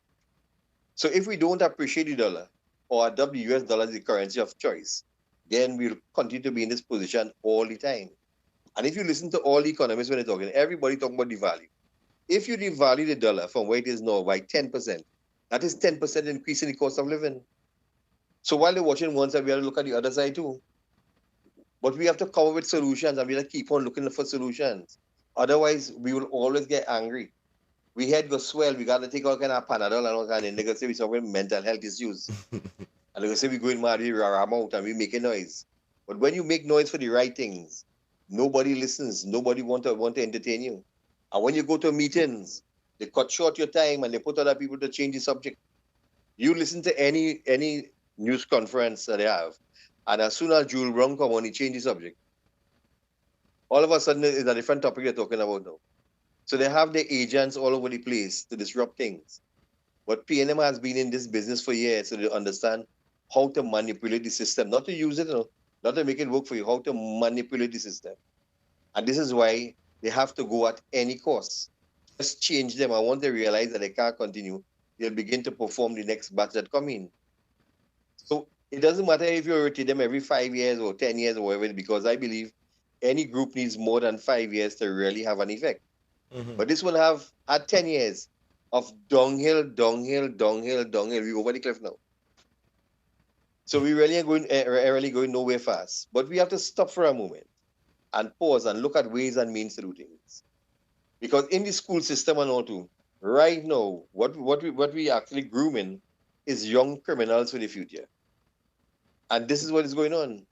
Because when you come out of there with your academics and young people seeing that you can't get a job, what is the sense? And when you go away, it has no value because it's accredited to nothing. So you find yourself now on both sides of the coin now with real pressure, foreign and local. So we need to accredit our schooling now to either go back to where it was before in England or Harvard or one of these places. So anywhere we go, any part of the world, it will be recognized. And we could use that now to bring about changes. Mm-hmm. You listen to all the people talking, they're thinking deep in the box. They ain't talking about reality. People looking backward. Oh, what happened 5 years ago, 10 years ago? That we changed that gone. We live in now. We in the present. 5 years ago, my belly was bigger. Now it almost flat. So I wear different clothes, different things that happened to me now. Now I walk in different people like me now. And people ask me, how come I'm losing weight and this and that? Like if I'm sick or something, this and that. So again, all kind of different views. So I have to look at myself in the present and how I'm moving forward. So we have to look at ourselves in that. I'm probably missing a tooth now. But the last day a woman asked me, she said, you're perfect. I say, yeah. She said, what teaching your mouth? I said, well, two missing. She said, you're perfect again. And then, since you're Muslim, the circumcised, just a part's missing. So, all right. I can't say that. So we have to look at ourselves from now. Where we going and how we going. And look into the future. And if we look into the future all the time, we begin to see things different. Stop looking at the past. Who did things in the past? That was yesterday. If you and your wife fight yesterday, this morning you're going to and kissing Gino. So we have to look at things from that perspective. How do we move forward in harmony and at the same time to gain prosperity? And if we can't go down that road, then we just wasting time. We dancing top and mud and we're not moving forward. So I would request from you, while I see you and I hearing you, I like the way you're talking, but at the same time, I feel you're going to have to get 2 Panadol. You're getting angry a little too much. And I know you might have justified reasons for that. But at the same time, let me see how we could live a few years more to add the pressure on a gradual basis. All right, so with everything, let me leave and tell you have a good night. All right, caller. Thank you. Yeah, man. Yeah, man. Very informative comments as always. I mean, and the caller does always call. And son, I know him from hearing him. I know him personally, but he always comes solution based. And to the other callers who was calling, I get call back because we're going and end off in just about a minute. Yes, good night, caller. What is your contribution tonight? Yes, good night, Edison. Good night, Candice. I wanted to highlight something to you that was shown on the Ian Allen show. I was trying to send it to you, but it would end up being a full clip, right? It is where a man in a white cap and a white jersey was having an interview with Ian. And he was saying he bought a spotter and somebody come and burn it down. He have footage. Afterwards, he come and he bought a new Elantra. They come and they burn it down. He have footage. He went and make an appointment to see the commissioner of police. He spent whole day there, he said, right? And after he didn't get to see her. Nobody come to talk with him. But afterwards, they're telling him now when he was leaving that that is not important enough for the commissioner of police to look at. So although if it's only the dancing bracelet is important, but just imagine the commissioner of police telling you something like that is not important enough for the commissioner of police. That really... He had a dead in this place. The man looking to fly out.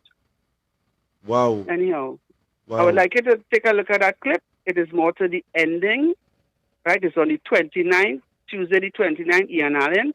More to the ending, you see a man in a white cap and a white jersey. Mm-hmm. And I don't think I can pull that clip to show people.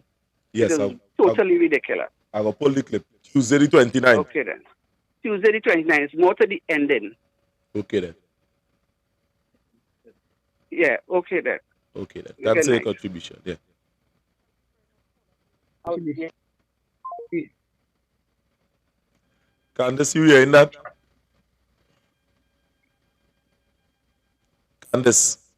Well, anything is expected from them right about now, Mr. Renison. Yeah. Good night, caller. Yeah, good night, Jeffrey. Yes, I would have heard what... Peter, Jeffrey. Candice, Jeffrey, all your good night. Yes, good night. Good night. Good night, Peter. Once again, boy, as others always say, or let us talk in a way that sometimes when I come on, I don't know what to say. Because while you're discussing the show, you hearing me? Mm-hmm. Peter, I hear you. Hearing me, Jeffrey? Yes, loud and clear. Just now, I'm going to take off the next phone because I'm watching on one. Right. Yeah, boy. So,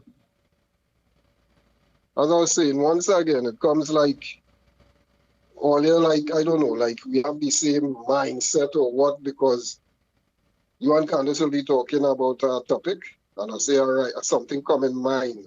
And I say, good, let me come up and say, next thing, you might come in and what I have in mind to say, you will start saying it. And then you will say something, I say, right, I will drop on that. Then Candice will start saying what I think. I say, what detail I see in here, boy. But let me tell you something, let me add a piece here because there's a lot of things on your cover tonight. Right, and one of the things I realized, living 54 years in Trinidad and Tobago at this stage in my life, is that it seems like we leaders in Trinidad and Tobago don't know how to lead, Jeffrey. Candice, we don't lead with love. We're using the same slavery tactics and the same slavery mentality and ideas to rule our own people, Candice and Jeffrey. Wicked. You understand? A kind of intimidating and fear and intimidation, ruled by fear and intimidation. You understand, Jeff? We fully and understand. This is what I've been seeing. Yeah, even where I'm working, Jeffrey, it seems like we don't know what leadership is. I heard a pastor say one time, one of the prerequisites of a leader is that he has to be willing to die for his people. We don't know about that. We feel leadership is dress up nice. That is why a man like Hinds could come up and say that it is not my job to secure to make anybody feel, because them feel leadership. I feel that is our leaders. They don't know what leadership is. Leadership must be for them a high thing, as Philip used to say, blue lights. And you're up there high and mightier than everybody else. And one of the, I feel there's something is wrong in terms of how we rule, our leaders rule, our idea of rulership, our mentality concerning leadership. And like everybody, even those coming up, have this, because where I work, I experience it, Jeffrey, working in the public service. And I just tell myself, well, I just look at the people in the public service who is over me as an extension of the government. Right? You'll be experiencing things where you want simple things. Let me just give all you a little experience from my small experience. I don't know what so much thing to cover, but I am a messenger. Okay? I work, well, a lot of times is you're in a vehicle, you have a driver, the driver will drop you out somewhere and you walk most of the times to the spot, deliver the mail and come back in the vehicle. The vehicle lost air condition, Jeffrey, the air condition stopped working. Right? I try to do the work with the vehicle and the air condition not working. I realize that is not comfortable, it's very miserable. So I told the bosses, I'm not going in that vehicle again. Right? I say, all you hear is what? If it has one letter to deliver, and it's just to go and drop, because still is no work. Right? One letter to deliver. I used to go 1-2 places and drop. I say, but don't send me with 10 and 15 letters in a vehicle where I have to be going in and out. Even I say, I just start to sweat my pants, just be sticking to my skin, all kind of stuff like that. Jeffrey, nobody don't want to hear. They're telling you, wind down the glass, rain and falling. I talk to the safety officer, Jeffrey. Wind down the glass. I say, like, you're a kind of madman or something. Or I say, like, them call you in and give you and give you the I know what you want to say. We now talk. I know what you want to say. Like I say, like them call you in and give you the well with we now talk. You understand? And I've been telling them that sometimes vexing the young. I say, all you have to stop this slave and master thing, because all my life I growing up, all you're telling me the white man bad, you know. I said, that is what you all have been and that is one of the things that Jeffrey, you see where you vex. That is one of the things that Jeffrey, I know you feeling, you know, it come like you like Hulk, you know. You're always angry, you know. You see when Hulk say on the movie, The Avengers, that's my secret, I'm always angry. I understand, you know. Because I'm at a stage as a black man where I'm angry because you grow me up making me believe that every other race so evil and wicked and bad and the African man is it and that all you love me. And we can't trust no other race. Yes. They would tell us brainwash. That is what they tell us, Jeffrey. So now you're seeing this kind of and now you're seeing them treating us just like the slave masters and worse. Right? I heard you even argue about unions. Jeffrey, I washing my can. I like Candice. I'll be doing something and thinking and thoughts will go through my mind. I hear when she say all that. I understand. And I start to ask myself a question. I say, but the unions came into being because of colonial oppression. So then I'm questioning myself. I say, so if we are now ruled by our own. Why do we still need unions? The union should become obsolete because our own should be so loving and caring. Union shouldn't be there fighting and fighting. But now we have a next bunch of people taking money, living lavishly, offer you little money. And as you doing nothing for you, most of the things that happen, Petro, all the blah, blah, blah, blah, it's still shut nothing yet. You understand? And that is true. You see, let me show you something. The PSA, that union does make $1.2 million a month from collecting dues from people. And $1 million they just pay out in salaries. So I don't understand that. Like they're finding excuse to spend the money and not, you know what people talking from the public sector that they're not getting representation at all? Yeah. I know people, Jeffrey, one person in particular, right, that I just be transporting. And again, the girl from oh gosh, maybe 11 or 12 years doing this person money, and she going to all kind of ombudsman and this. So, and imagine you're in a ministry and your PSA helping you. You seem like your PSO oppressing you. The very people over here, Jeffrey, I feel sorry for the girl, boy. You understand? And I is a kind of real about us try to teach the person to stand up for the rights and thing. And she even tried, but then she said, you see me, I done with them. She said, like, I can't. Even when she went to the ombudsman and the ombudsman write them, she say, like, them don't take the ombudsman seriously. So it's like you are being oppressed by your own, up and down. Next thing, the same thing while you're talking, like the might was she to lie, the ombudsman might was she lie down with him for him to do whatever he have to do. It's a kind of nasty, sick. I just tell people, all you come out of this brainwashing nonsense. I say black people could be just as sick, twisted, wicked, and evil, and God-hating and perverted, just like any other race. And begin to realize what we are fighting is a battle of good versus evil, and not race versus race. And come out of it. The level that I'm... There's not with... You see, there's not with friend in it. And I hear a man talk about the axe and the tree. The trees and them thought the axe was his friend because the handle was made out of wood. The handle make out of wood. And he chopping you, he beating you. The prime minister coming, he's a proud black man. But plenty black people struggling where business is concerned. You can't get a damn loan in the bank. And next to you saying you're a proud black man. But this man is a waste of time, boy.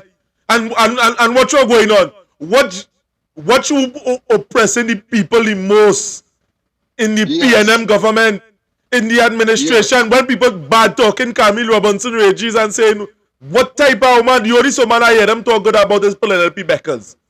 People like Fitzgerald Hinds, they're running out the man out the own constituency. Yeah, exactly. You understand? People from these areas and them people don't want them here. They're forcing these people and people. Faris, you have to drag on the ground to get some from Faris. Yeah, man. People Jeffrey, fed up. I'm talking about Faris. You talk about, as you're bringing up this, something jump in my mind again. My daughter topped her school, right? She topped her school in Gabriel's and Fernando. She was one of the top students, and she went to get an award. Faris office called that they want to help her with something, right? So they start to pass.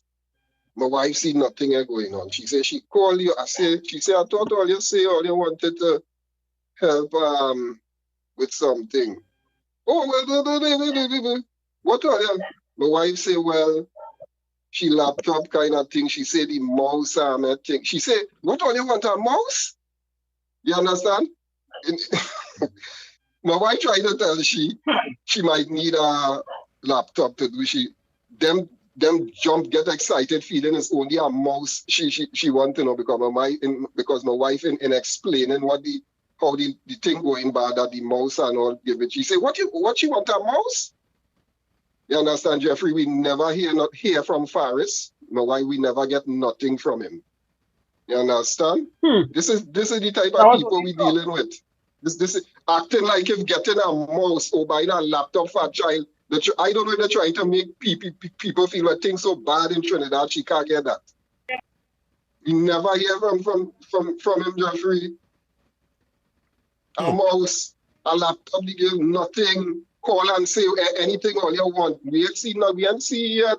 Black again. I as a black man, a black child, never see nothing from them. Caller, I don't know if they see the name. I don't know if they see the name Samuel and thought it was some kind of big shot name. And when they realize, well, them ain't nobody. You understand? They say, well, shit them. Things only bad for the poor people. They just try to paint a picture to let us know that things bad. But when it comes to them and their friend and their family. Yeah. Exactly, Candy, yeah. Trying to make we feel, oh God, because you see, like, we mind too small to comprehend million and trillion and thousand. Is that? I know that. Because we dunce. We mind too small to comprehend a million and a 50. So they could fool we. And you see, the thing is, that is the strategy. I understand that is the strategy.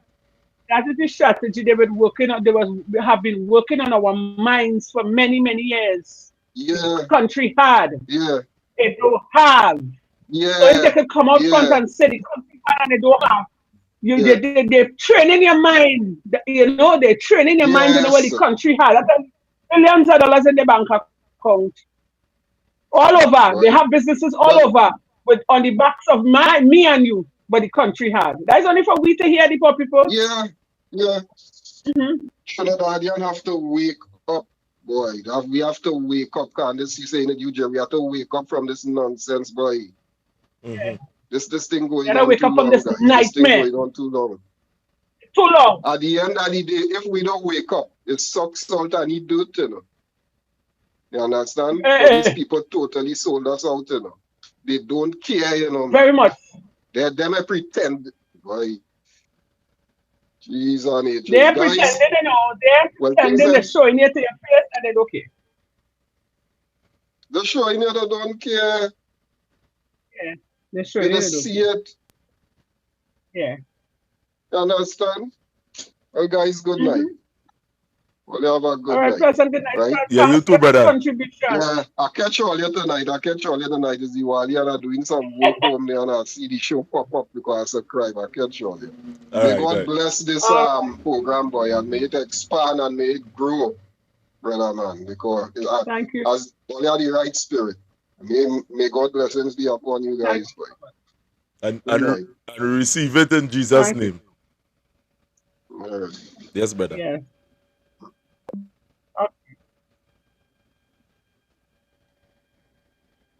Well, people, I mean, we went a little overboard and a little over the time, but at the same time now it's closing up time. We go down close off, but before I close off, I wanted to play. You see, there was a clip there that the lady was talking about the Candace. The lady was talking about with the Ian Allen clip. They would have found the clip and, you know, just to peruse it for 2 minutes. 2 seconds. Yeah, just to peruse it for 2 seconds. Let's play that clip. But to the end, so I believe there is it here. So you're perusing the clip here. Now there is a clip that the lady talking about. A guy.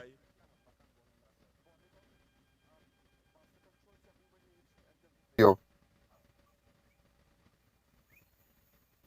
This is crazy, boy. One of the guys was burned, you know. You seen that? One of the guys was burned, you know. If you could take it back before the vehicle caught a fire.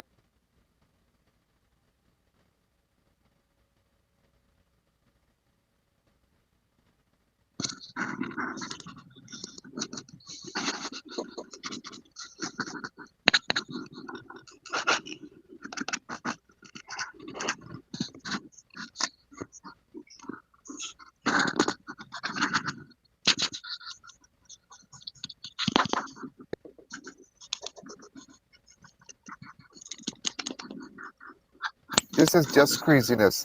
And I will tell you what about this now. In June on the 24th. 20th of June this year, he bought a what? Kia Sportage. A Kia Sportage. They come and burn it down. Watch this video. That is craziness. And your life. Yeah. This is what it's doing. Nothing, yeah.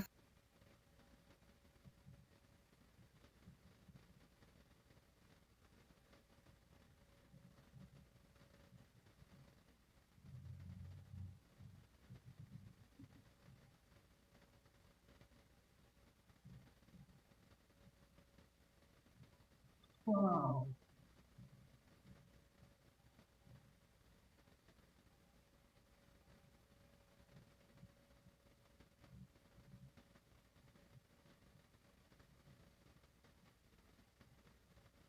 People, it sounds like we ain't getting no audio from this feed. I want to know what's going on here.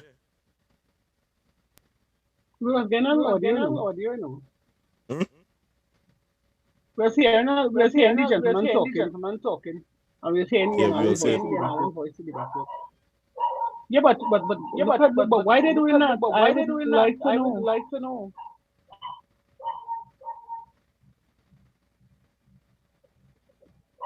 Right. Back there. He back there.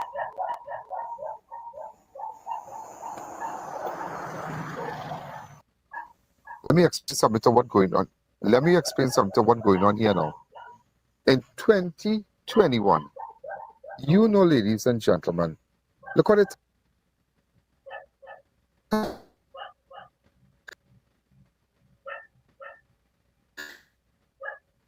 We not putting up the picture of her. Right? Come up. Right. We're not going to put up no picture of her, but his sister was shot dead, and his brother.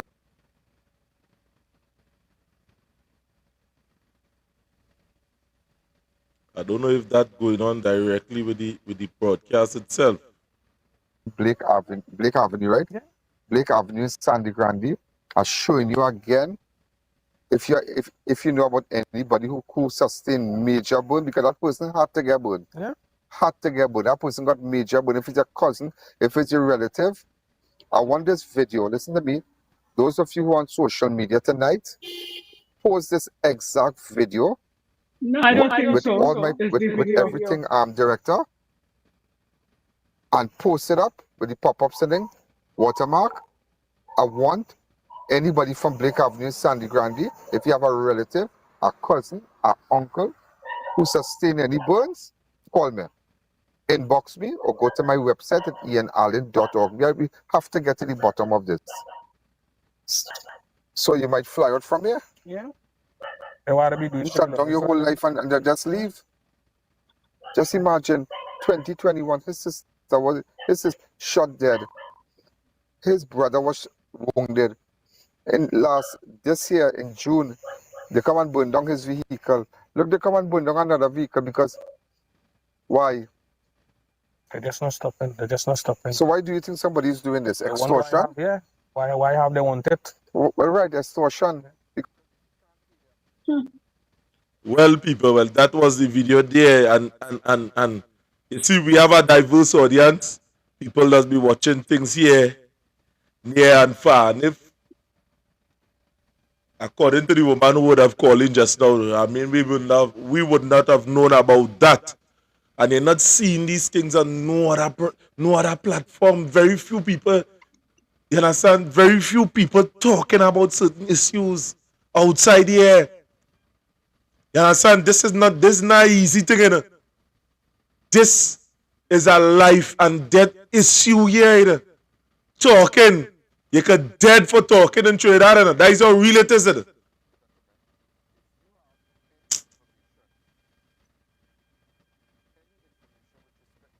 And you know, the thing is the Wally, and it's as you call, as Anthony Ferreira would have said, it's light over darkness, but we are in darkness. 10 years now. 10 years now, we in darkness. This question still remains to you, the citizens of Trinidad and Tobago, to you and I. How long do we intend to remain in darkness? Because it will only, there's no betterment, you know. Because something like that, look how this man, every time, this is his second car, they kill a sister, they shoot a brother. And no police ever reached on the scene yet. He went to the commissioner of police and she said, what? It's not an issue. All kind of things happening in the country, and these people, no, these people just turning a blind eye, and you just had to take that and pull. So you see why crime can't done? You see why crime in this country could never done? And you know, if he was to know who is them people that doing him that, and he is to retaliate by getting a gun and you know, doing whatever, you know, the police quick to lock you up. What really going on in Trinidad? We need to take back Trinidad from this evil government, you know. I ain't lying, you know. Anytime you see Trinidad, PNM is to win back this election. I ain't lying. I'm selling my house and I'm leaving Trinidad. I'm packing up and I'm leaving. That will show that we are nothing good. We like eating scrums. We like living like peasants. We are the ones that feeling the pain, you know, my brothers and sisters. We are between a rock and a hard place. You know, whilst them are eating the best, living their best lives, and they're doing it with securities, right, wrong, them and their family.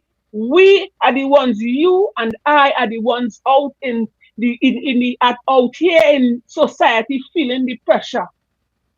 We've been attacked by some of the police and we're being attacked by the bandits. So we don't know what to do, where to turn to, who to turn to, because the ones in authority who we turn into, they're not even taking us on. So it looks like right now it's like the bandits and them, the criminal elements, and them is the ones that are being protected. And we, the normal citizens who wants to live a normal, decent life, we are the ones that are being victimized and targeted. And that happening for 9 years now, and all they still want to remain in this condition. Come on now. Well, with that being said, people at Trinidad and Tobago, this is not a joke no more. We are here and we are speaking out, but telling you we fed up at this. We're struggling. And we know how long again we could hold on, because you see, somehow here, acting like ostrich, burying your head in the sand and having your bottom stick up in the air, and allowing this PNM government to sodomize you. That is what you're doing. And with that, people, you know, we ending up this broadcast here tonight.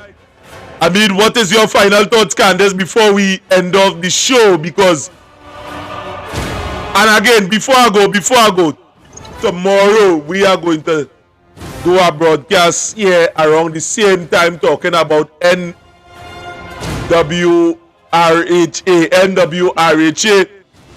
concerning a diverse issue. You see, a matter of theft. So I don't want to miss that one. A gentleman, we would have lent him the platform in which he will come and speak out concerning the reclassification of sick leave, the going inside your monies. And you would have heard the ombudsman talk that they didn't care about no ombudsman again. People NWHA going into your money and they reclassifying your sick leave, and 10 and 4 years afterwards they're going and they're taking your money and saying it is no longer sick leave. That is what's going on. So we are going to air that broadcast for you tomorrow. Tune in tomorrow at 7:30 p.m. Candace, what is your final thoughts? My final thoughts is this. Do not wait until night time to get a flambeau to see what we're doing, where we're going, where we're headed. It is plain to see that the government of the day, the PNM government that is run by Keith Christopher Rowley, these people really don't care. They're showing it they don't care. And they're actually seeing that the people don't want them, but they're shoving it down your throat. Dictatorship. They have taken away our voices. They take away our livelihood. They have taken away everything from us. And they expect us to abide by that. Now is the time, citizens of Trinidad and Tobago. Now is the time to wake up. Now is the time to stand up. If you don't want to do it for yourself, do it for our future generation. All I think is now it will have deaths. You see much young people dying. You see much young people dying right now. Wake up and smell the roses, please. I'm begging all you. Wake up.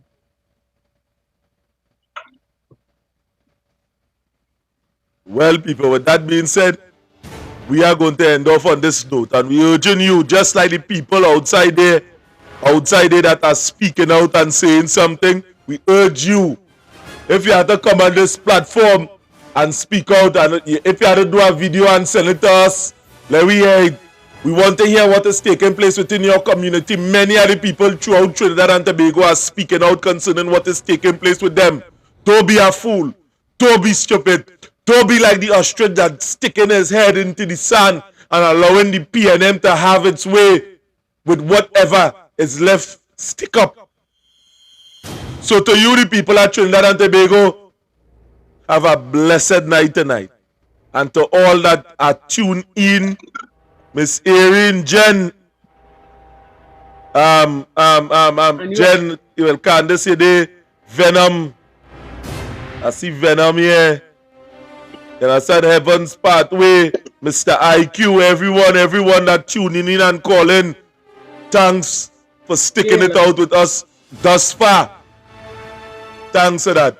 It is a blessing, and it's even self a more blessing when you press that like button, subscribe to our channel, press the bell icon that when we go live, you could know when we go live, so you could hear the truth on this platform. It's the least many of you could do. Share it to a friend, a family, call in. The lines open for you to call when we go live. Every time we go live. So anything we say, we allow the public to question it.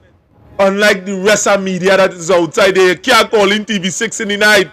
Anytime you call, I'm beyond the tape. They cut you off if you're not going to a particular narrative. This is a program for you. The voice to the voiceless. That is what it is.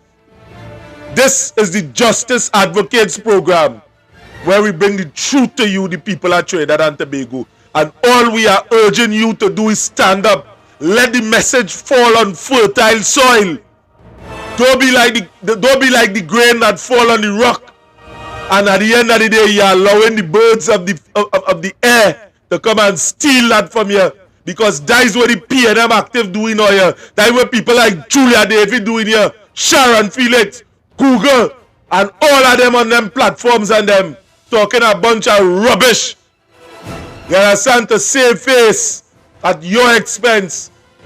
That is what they're doing. Stand up, people at Trinidad and Tobago. Again, my name is Renison Jeffrey. This is the Workers' Rights Platform. This is Candace Edwards here. We have our next person behind, Sheldon Khan, the director. Good night. Good night, everybody. Sleep tight. This is Diwali. Light over darkness. And with that, we are out. They have a formula for developing this country. The formula not working. It is not working, Mr. Speaker, and they're out of touch with the ordinary man. You go and speak to any ordinary Guyanese and ask them whether they feel the impact positively of all of this oil money and all of this fastest growing economy that they like to boast about, and it is a resounding no. The nurses are still waiting for a proper salary increase. The teachers are still waiting for a proper salary increase.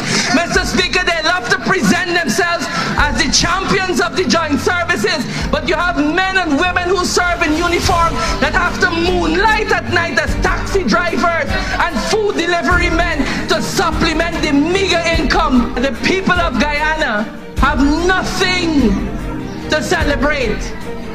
I heard them talking about the visible development, and I asked them, what about the development of our people?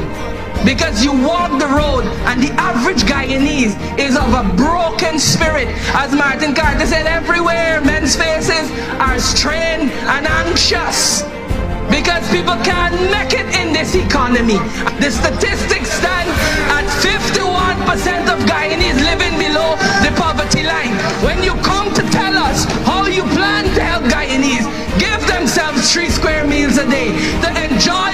quality of life where they know that they work, their bills are going to be paid, that they don't have to have 3, 4, 5 jobs just to eke out a living, then the people of Guyana are going to take you seriously. But you know what? You all over there are arrogant, and I'm telling you, you will pay for your arrogance, because just like the people in 2015 spoke against you, they will speak against you again come 2025.